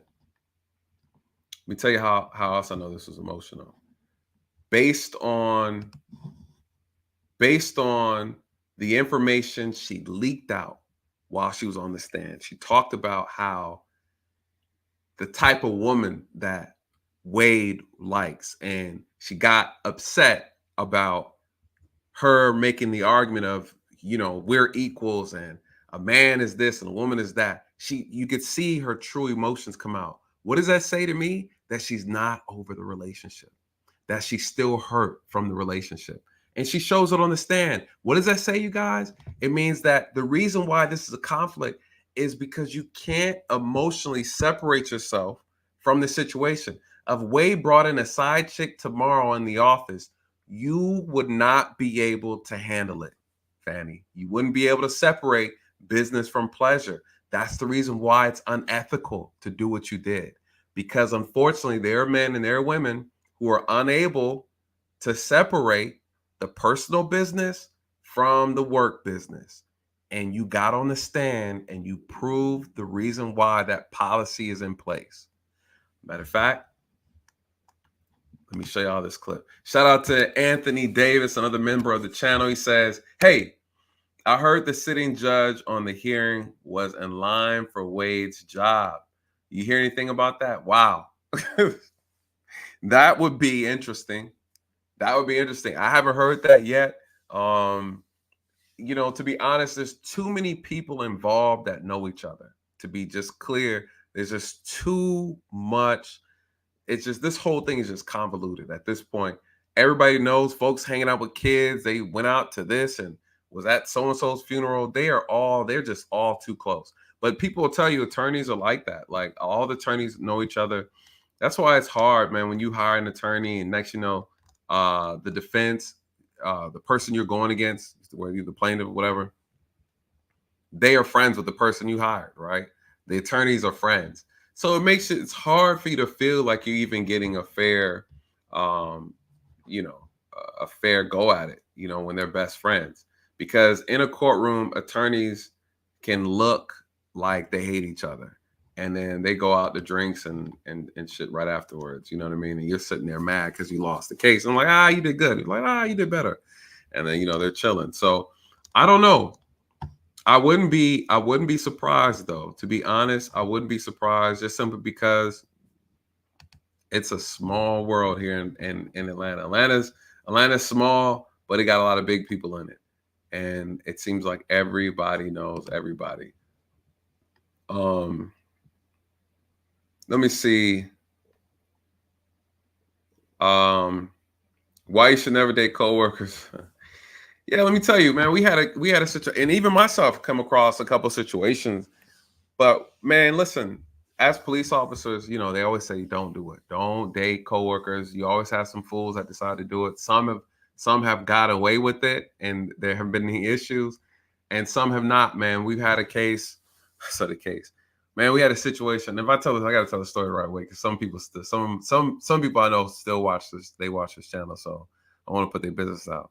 Well, it really don't matter because I ain't gonna use no names, right? Well, we had an officer who was she was a lesbian, and she was dating a high-ranking supervisor, right? And you can't do that, right? Like that's the thing. You can't do that. You cannot date your subordinate. And some people do it, they get away with it, they don't get caught. But when you do get caught, you get in trouble, right? Some people have gotten demoted. Well, I guess they broke up, right? At some point they broke up, or they were still together, they were still messing around. Well, the officer, who was a subordinate, was with another chick at her place. And the supervisor found out about it. You know what the supervisor did? The supervisor showed up at her house and kicked the door in, okay? Listen, you guys, the one thing you don't want to do is two officers to have a domestic, because we're always strapped and it never looks good. You guys, we've had cases at my precinct where there was a female officer. She was extremely attractive and she was sleeping with supervisors. She was sleeping with regular officers. And you got that one officer who got emotionally attached, right? Everybody else knew what it was, right? They just smash and pass, right? You're not supposed to wife her up. But there's always that one. There's always that one person, right? With a guy or female, they get emotionally attached. And yeah, he ended up getting into a fight with another officer at the job in the back parking lot over this chick who's been passed around. It was so bad, they eventually, like 3 people lost their job behind that. Had another female, she was messing with a supervisor, and she was also messing with another officer at the precinct. The supervisor got her pregnant, turned out to be a big deal because the supervisor was married, right? So that turned out to be something. They ended up demoting him, sent him into another precinct. She ended up getting sent somewhere else as well. She ended up aborting the baby. Like, you guys, listen. Then you got some people, man. I got stories. There's so much that goes on. And again, they turn around and tell you, don't do it. Because again, you know, that stuff doesn't go away, man. And people remember these stories, and your name is all you got. I can say one name on this stream right here, and those who know, they'll be like, oh yeah, we know all about it. Yeah, it's bad. Let me find this thing with Fani Willis and this sandwich, and I'm gonna bring you guys up. We're making good time. Let me see.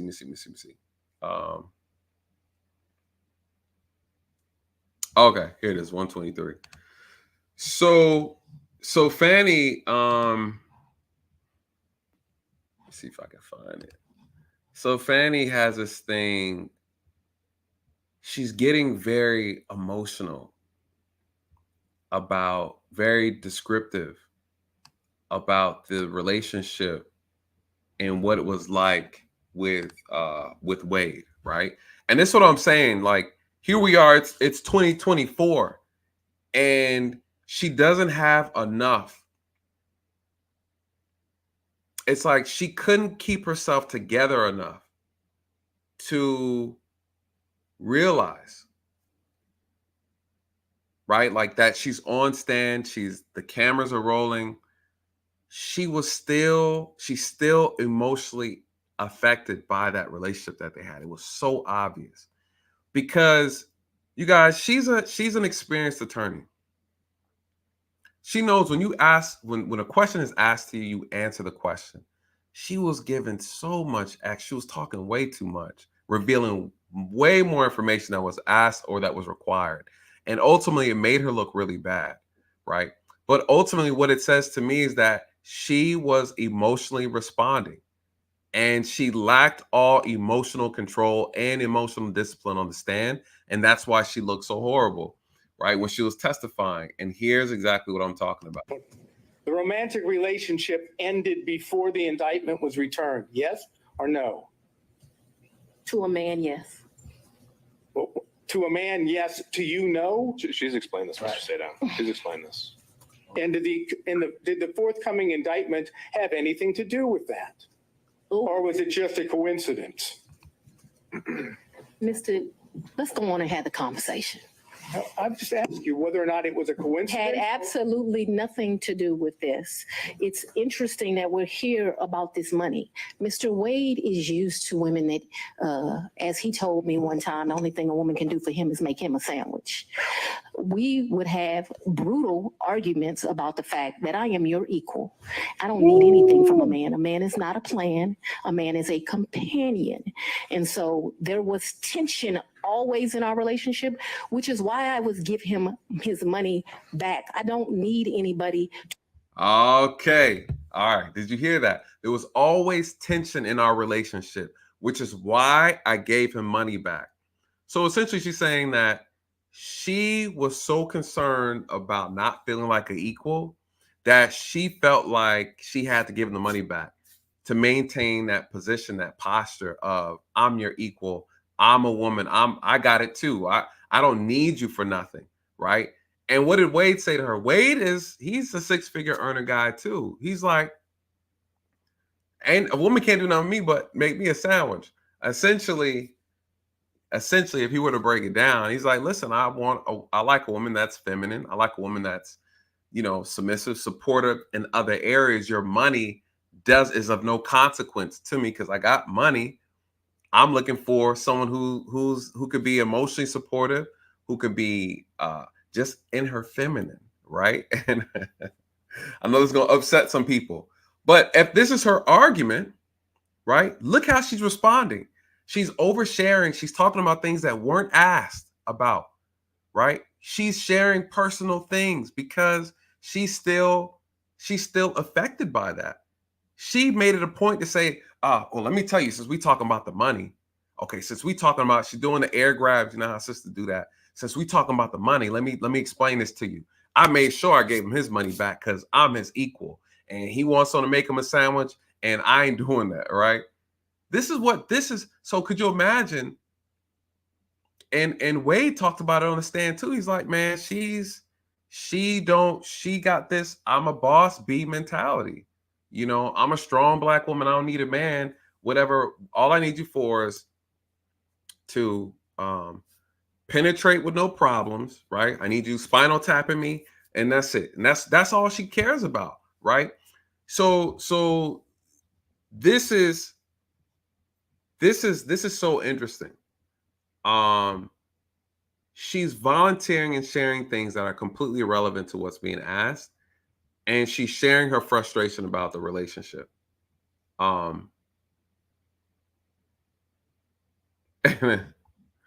then so Chef talking about the front zip. Yeah, for you guys, she got the damn dress on backwards. She got the dress on backwards. And you can see it in here as To foot my bills. The only man who's ever foot my bills completely is my daddy. Is there anything else you would like to add to that? No. Sure. But I'm sure we'll talk about it further. No, we're not. Look at the damn attitude. Jesus Christ. Look at the attitude. It's like, what is that? Why is that even necessary? The only one who fit my bill is my daddy. This woman's 50 years old talking about my daddy. Again, we talk about professionalism and stuff like that. I don't even want to get into it because they are going to be saying I hate women, hate black women or something. But anyways, this is again, the attitude, all that. But she's talking about the relationship. She's talking about the relationship. We're not going to talk about it further. All right, no back and forth. Let's stay down. Next question.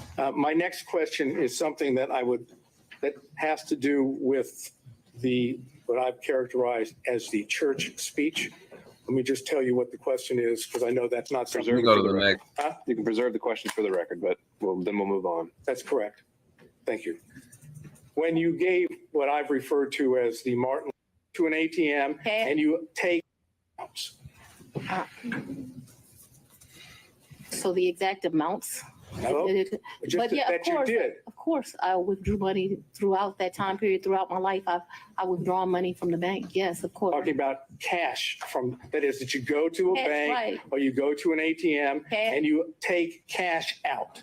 Either that way, or you go to Publix and you overpay, or you go to another store and you overpay. So yes, both through that. Yes, of course they would reflect that at times. Okay, and so those records, if we had them, would show that, correct?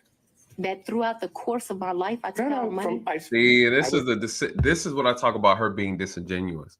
She doesn't want to be truthful because she's going to be caught in a lie. He's asking about when you paid Wade back the money. You said you paid him in cash. Will your bank account transaction show where you have taken money out? Because she's admitted to taking out thousands of dollars she's admitted to handing off thousands of dollars to Wade at different points in time, hundreds of dollars, paying with this, paying with that. So they're saying, okay, well, at what point did you withdraw money out of your account? Will we be able to see statements of you withdrawing that money? And she's like, when, at what point in time? What are you talking about? Right? She's kind of doing this whole, I don't know what you're talking about. You know what they're talking about. And then she retreats back to, I just got cash in the house. Okay, I just got cash stored in the house, and that's what I use to pay him. Because what? It can't be traced, right? So, and then she goes, she leans and says it's a black thing. Like black people are the ones that keep money in the house, right? Again, this when in doubt, race it out, okay? When in doubt, race it out. Use racism to escape any type of trouble. That's black privilege. That's something that you see happens a lot on this side of the fence, you guys. We will try to use racism as a way to excuse bad or wrong behavior. It's racism, right? So again, she leans on that and says, and her dad said, it's a black thing. You wouldn't understand it. Being black, we got to keep money in the house. Ma'am, you're worth $300,000. You got money, ma'am, right? Like, stop playing. Keeping money in the house is a thing that you do for emergencies. That's your emergency stash. It's not your just pull out and use to pay stuff indiscriminately for whatever reason. That's not the same. Those aren't the same thing. All right. Let's just be honest. And the only people I know keeping money in their house like that are drug dealers. All right. So again, there's a difference between having an emergency stash of money that you don't touch and it's for emergencies. I talk about it all the time. You got to have an emergency bag. You keep emergency cash in there, of course. But she's saying she does her everyday transactions or whatever she's doing hand off because it's not showing under her bank records. It's not showing under any of her transactions. So those aren't the same thing. And again, I don't think the attorneys caught that because that's what I would have said. I'd have said, ma'am, there's a difference between an emergency stash money and the money in your bank account. You're talking about you just got $1,000 that you're just spending on whatever because you wanted to keep this a secret, right? You knew he was married. You don't want people to know you were on these trips. You made him pay everything. We don't even know. You can't even prove if you paid him back because he didn't even deposit any of the cash. The question is, all those trips that Wade went on with you that were personal, that he used his business card on, how is he reporting those trips? I don't know, IRS. Right? You guys see how this thing has morphed into a big bunch. It's gonna be interesting. And you went and told how you illegally handle your money, right? You broadcast it. So this is bad. This is bad. It's very specific. Yes, during the course of that time period, I would have taken money out. Yes. So do you have a problem with absolutely. Yes. You don't want the bank records to be made available for the court and the court alone. I'm going to object as to the relevance.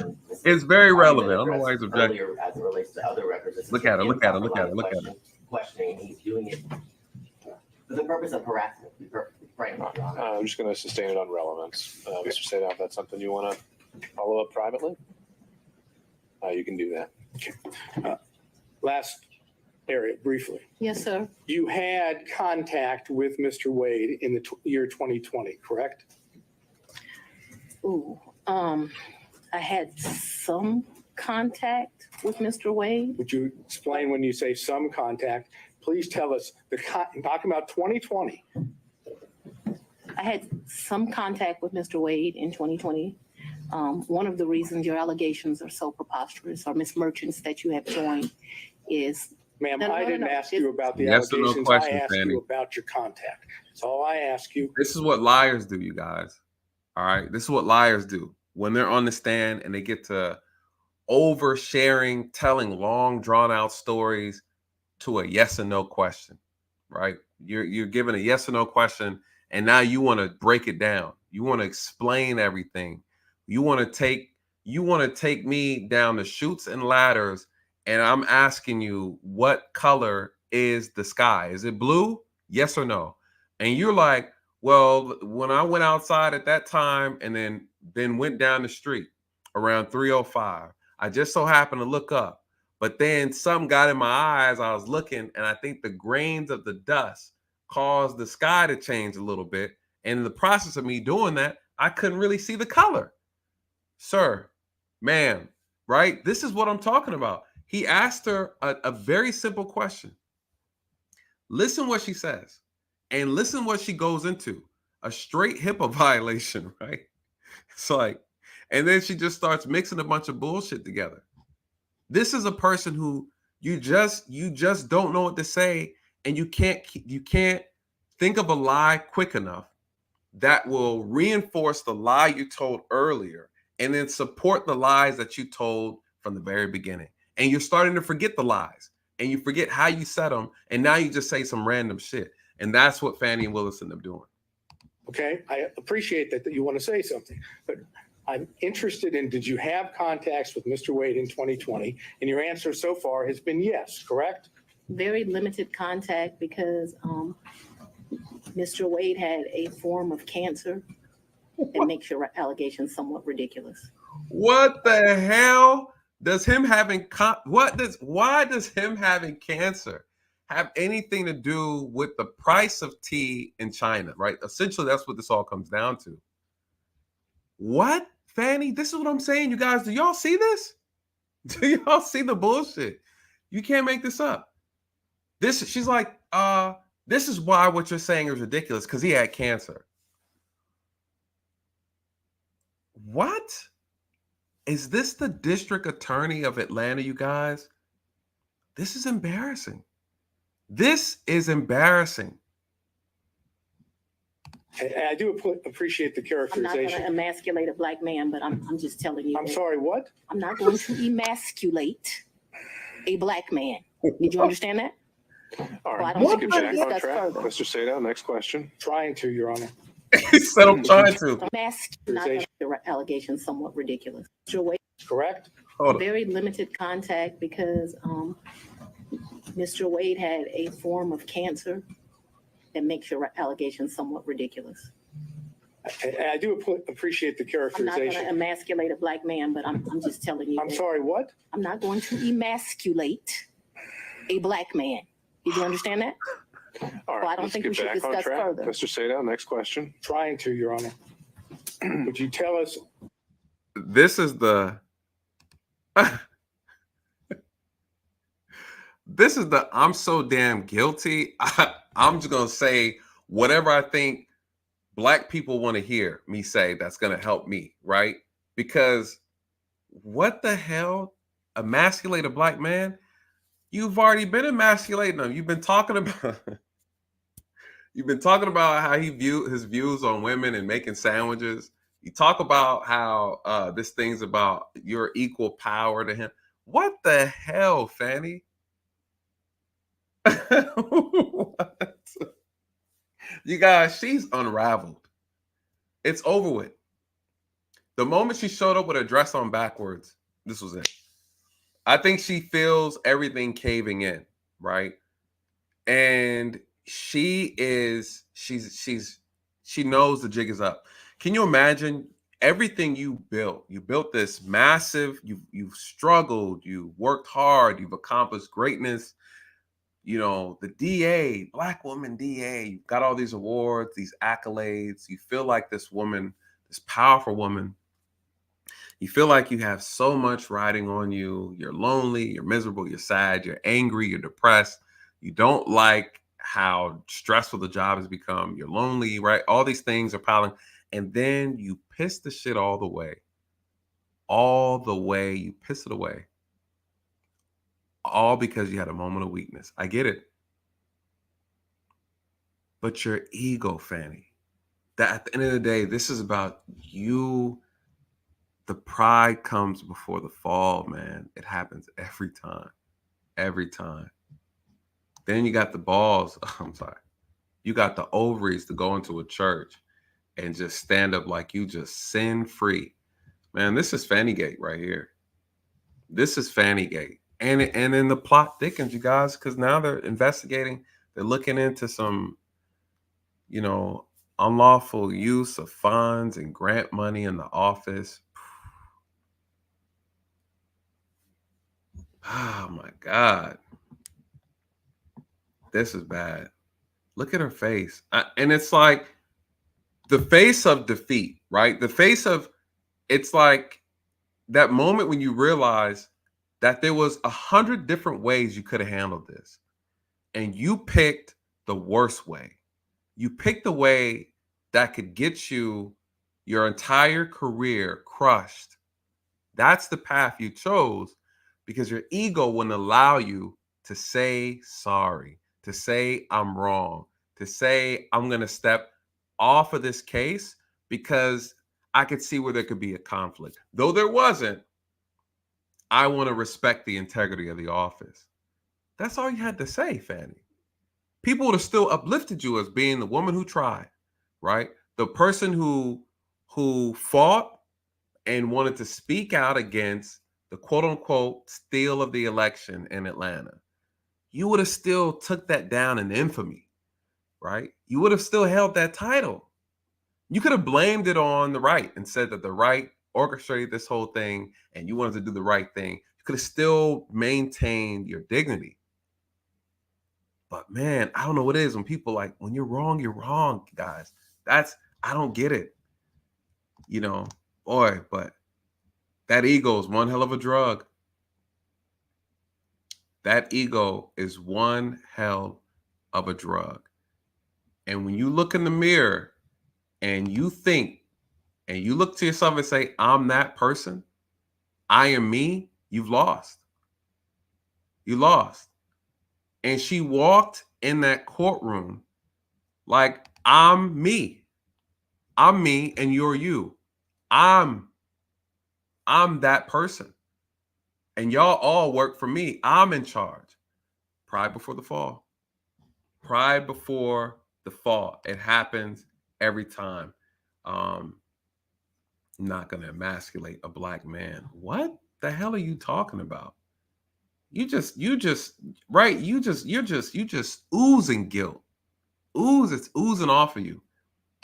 On the occasions in 2020 that you just saying random shit. Contact with Mr. Wade. I'm sorry, I thought I had answered that. Yes, sir. There were times in 2020 I had contact, but 2020 was a year I was running for office. It was a year that he was going through some serious medical issues, and I did not have much contact, but I certainly had contact with him in 2020. Did you go out to eat with him? Maybe, probably. Maybe, probably. Did you visit him in any location, his office, or did he visit you in your office in 2020? I am sure I'm sure. Ooh, that's a very good question. I'm sure he came to 750 in 2020. 750 was my office. Okay. Not often, but maybe once or twice. Not even sure if we came to each other's offices, but I am trying to be over cautious. So I think I can recall him at 750 a couple of times. I like this part coming up about his birthday. I'm going to bring y'all up. I just think I can recall him at 750 once. Marcus, if you could drop the link. Twice. I'm going to bring y'all up. I want y'all to see this last clip. I remember all the awards in the lobby, but I'm not sure in 2020 I went. I'm not even sure I went in 2020 at all. I just want to tell you yes, because I'm not sure. But I have a distinct recollection of him at 750. I actually don't have a distinct recollection of me at his office in 2020. But maybe I went to his office in 2020. Maybe. Did you have ongoing phone conversations during 2020 with Mr. Wade? Oh yeah, I talked to. Yes, absolutely. Yes. Yes. No question about that. No question. I talked to him on the phone in 2020. I understood, and this is, maybe I was confused. The Belize trip was for his 50th birthday. His 50th birthday, and that was in March. He turned 50 March 18th of 2023. If you look at the dates of the trip, I think we were there about 6 days. We stayed at 2 different locations. And you paid for it. Look how good her memory is, right? It's selective. She has selective, great memory. Birthday, how many trips, where they went. Now watch this. Watch this. This is key. 100%. He said, not only, I paid for the hotel, I paid for the flights, I had a birthday luncheon for him, I paid for massages, I paid for everything. And would those payments be reflected on your credit card? Cash. You paid them in cash? Cabs. I was telling you all the different things. I'm asking you whether or not those payments would be reflected on credit card bills of yours. So there was about $500 that I think is reflected on a debit card. What my recollection is, I took about $4 in cash with me to that. 400 or 4,000? 4,000. But I remember I handed him 2,500, and then the rest was just the money we spent. I probably gave $300 or $400 to this guy who was a taxi driver. He would drive us every day around the 2 or 3 days we went. Took him to eat like it was my trip money. And you had, to be clear, to end this up, the 4,000 that you've just told us. But I didn't give it all to him. Remember, I only gave the 2,500 to him. I didn't ask you that. I was going to ask you that 4,000 is part of your, my words, cash hoard that you had collected over time. Cash what? Hoard, H-O-R-D-E. Oh, I thought you said something different, sir. No, I'm afraid I wouldn't say that. Cash hoard. To you or in All right, back on track. So hoard, cash hoard debt. I would not classify it in that. Yeah, you heard him right. Cash whore. My gosh. Woo. Y'all, I can't. That's too much. What do y'all think? Any thoughts, you guys? Any thoughts? Does anybody have anything to say? If you want to come up, please hit the link before we close out. I'm not going to stay too much. We at the 2-hour mark. Does anybody have any thoughts? Anybody have any questions? Does anybody in the chat believe that Fani Willis should she should not be disqualified? Does anybody disagree with what I said? If you have disagreement, this is disagreement night. If you got a disagreement, then I want to hear what you have to say. Hit the cam, hit the link, turn the camera on. It's your moment to shine. If you want to come up here, and don't be like my last guest from the last stream that came up here and said she disagreed, but really agreed with everything I had to say, was really mad that it was coming from a man, right? So I know we got some pro women in here. Shout out to y'all. I don't mind. I love all y'all's opinions and voices. But please think about your argument before you come up here, okay? Don't tell me you don't like my tone. You don't like the way I said it, because that's essentially what it was. You don't like how I said it, but you agree with what was said. You just didn't like the way and how it was said and where it was coming from. If you have a real issue, I want to hear what you have to say. But if we're all in agreement, then cool. You know, you don't have to come up. But that's a lot, you guys. That's a lot. There's more that's going to unfold behind this. Best believe we're going to be covering it over here. I want to get your thoughts. But, you know, you can add your comments in the comment section. I don't think anybody coming. I'm going to drop it one last time. One last time.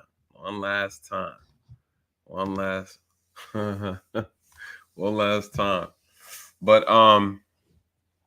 yeah, nobody got nothing to say. We're going to leave it at that. I want to know what y'all think.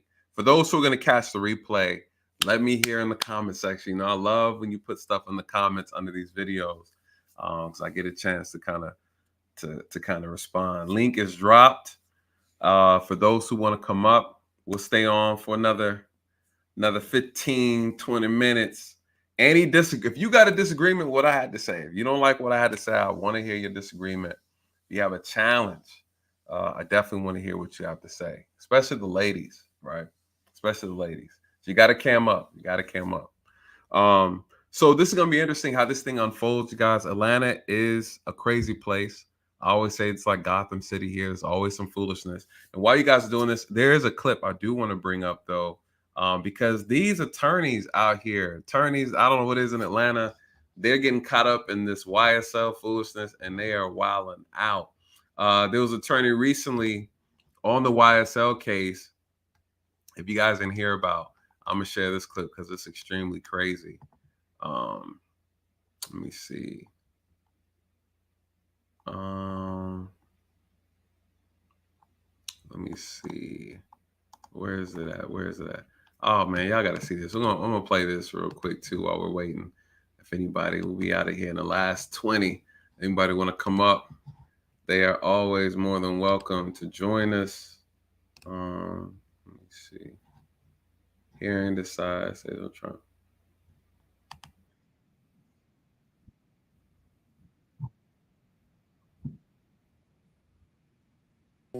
With Miss Willis, isn't that correct? The interrogatory, sir, asks during the course of the marriage and the period of separation. Excuse me, My Your Honor, I would ask the court direct the witness to answer Good, my question, Blanco. yes or no.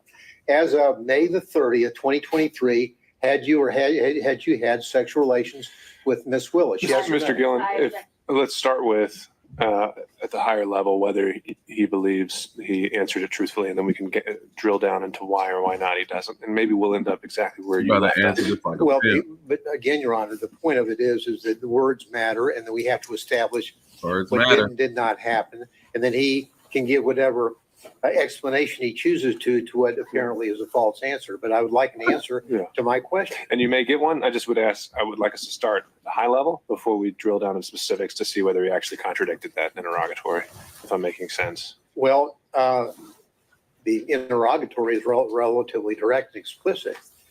Sexual relationships with a person other than your spouse during the course of the marriage, including the period of separation. That's pretty simple. Sure. Yep. Let's see if that's something you can get him to admit. You did have sexual relationships with someone other than your spouse during the course of the marriage and during the period of separation, which included up to May the 30th of 2023. Isn't that correct, sir? My answer to this interrogatory is none. Is no. So you're saying, here's the problem, you guys, with this line of question that's going to get him in trouble is even during period of separation. Right. That's what he testified to in this interrogatory. I hate saying that word, but it's documentation he filled out and swore is true and submitted it. In that document, it says, did you have sexual relations during the marriage or during a period of separation? And he said no. OK. But he was with Fani Willis. And now listen to him listen to him testify to it. That you did not have sexual relationships with anyone outside of your marriage, and the period of separation is during the period.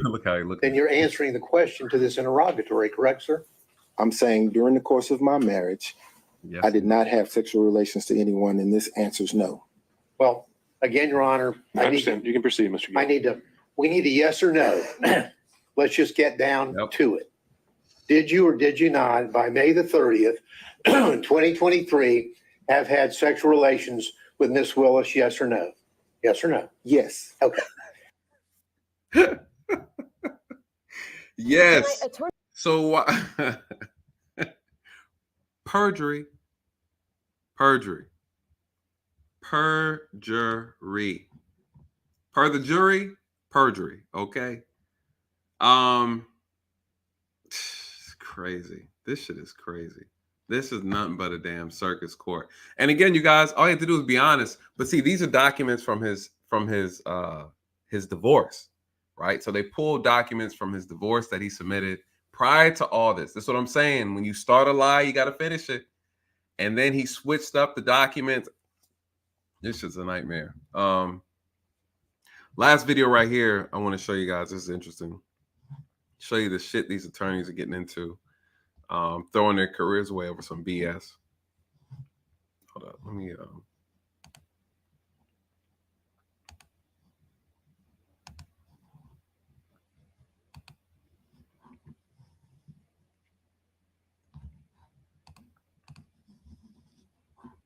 Check this out. Check this out.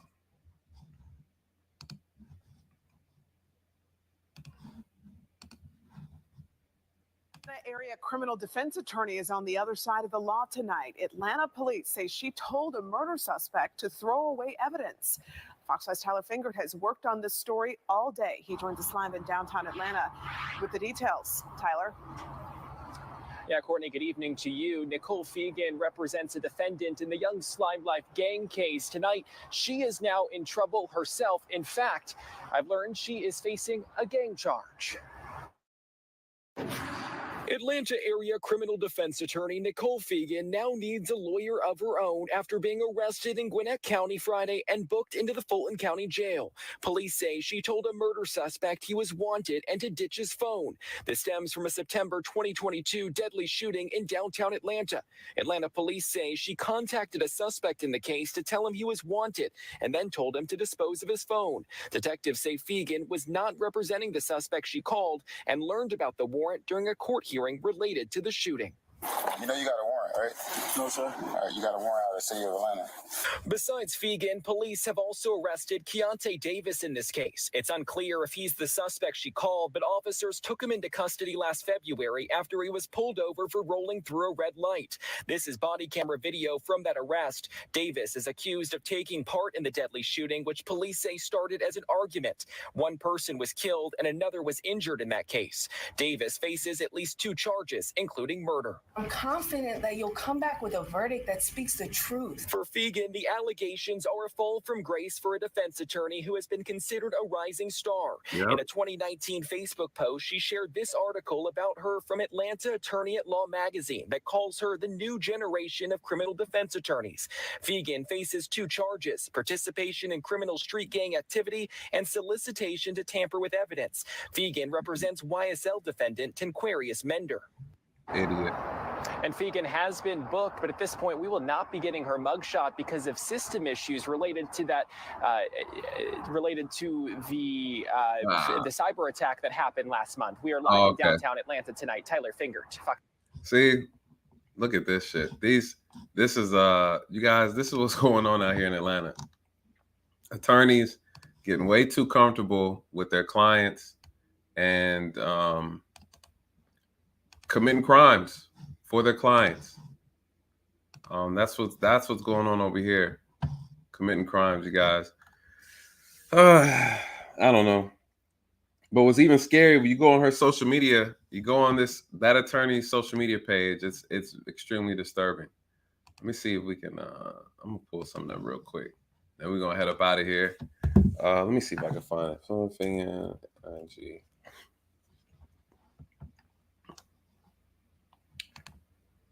Let's see if we can pull it up.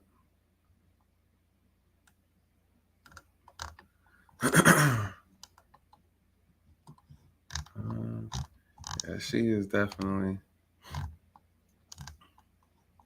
She's like a hood rat attorney at this point. I don't know. I don't know. Oh damn, I can't even. Anyways, I ain't gonna worry about it. That's a conversation for another time. Anyways, that's it, y'all. That's it for tonight. Any questions?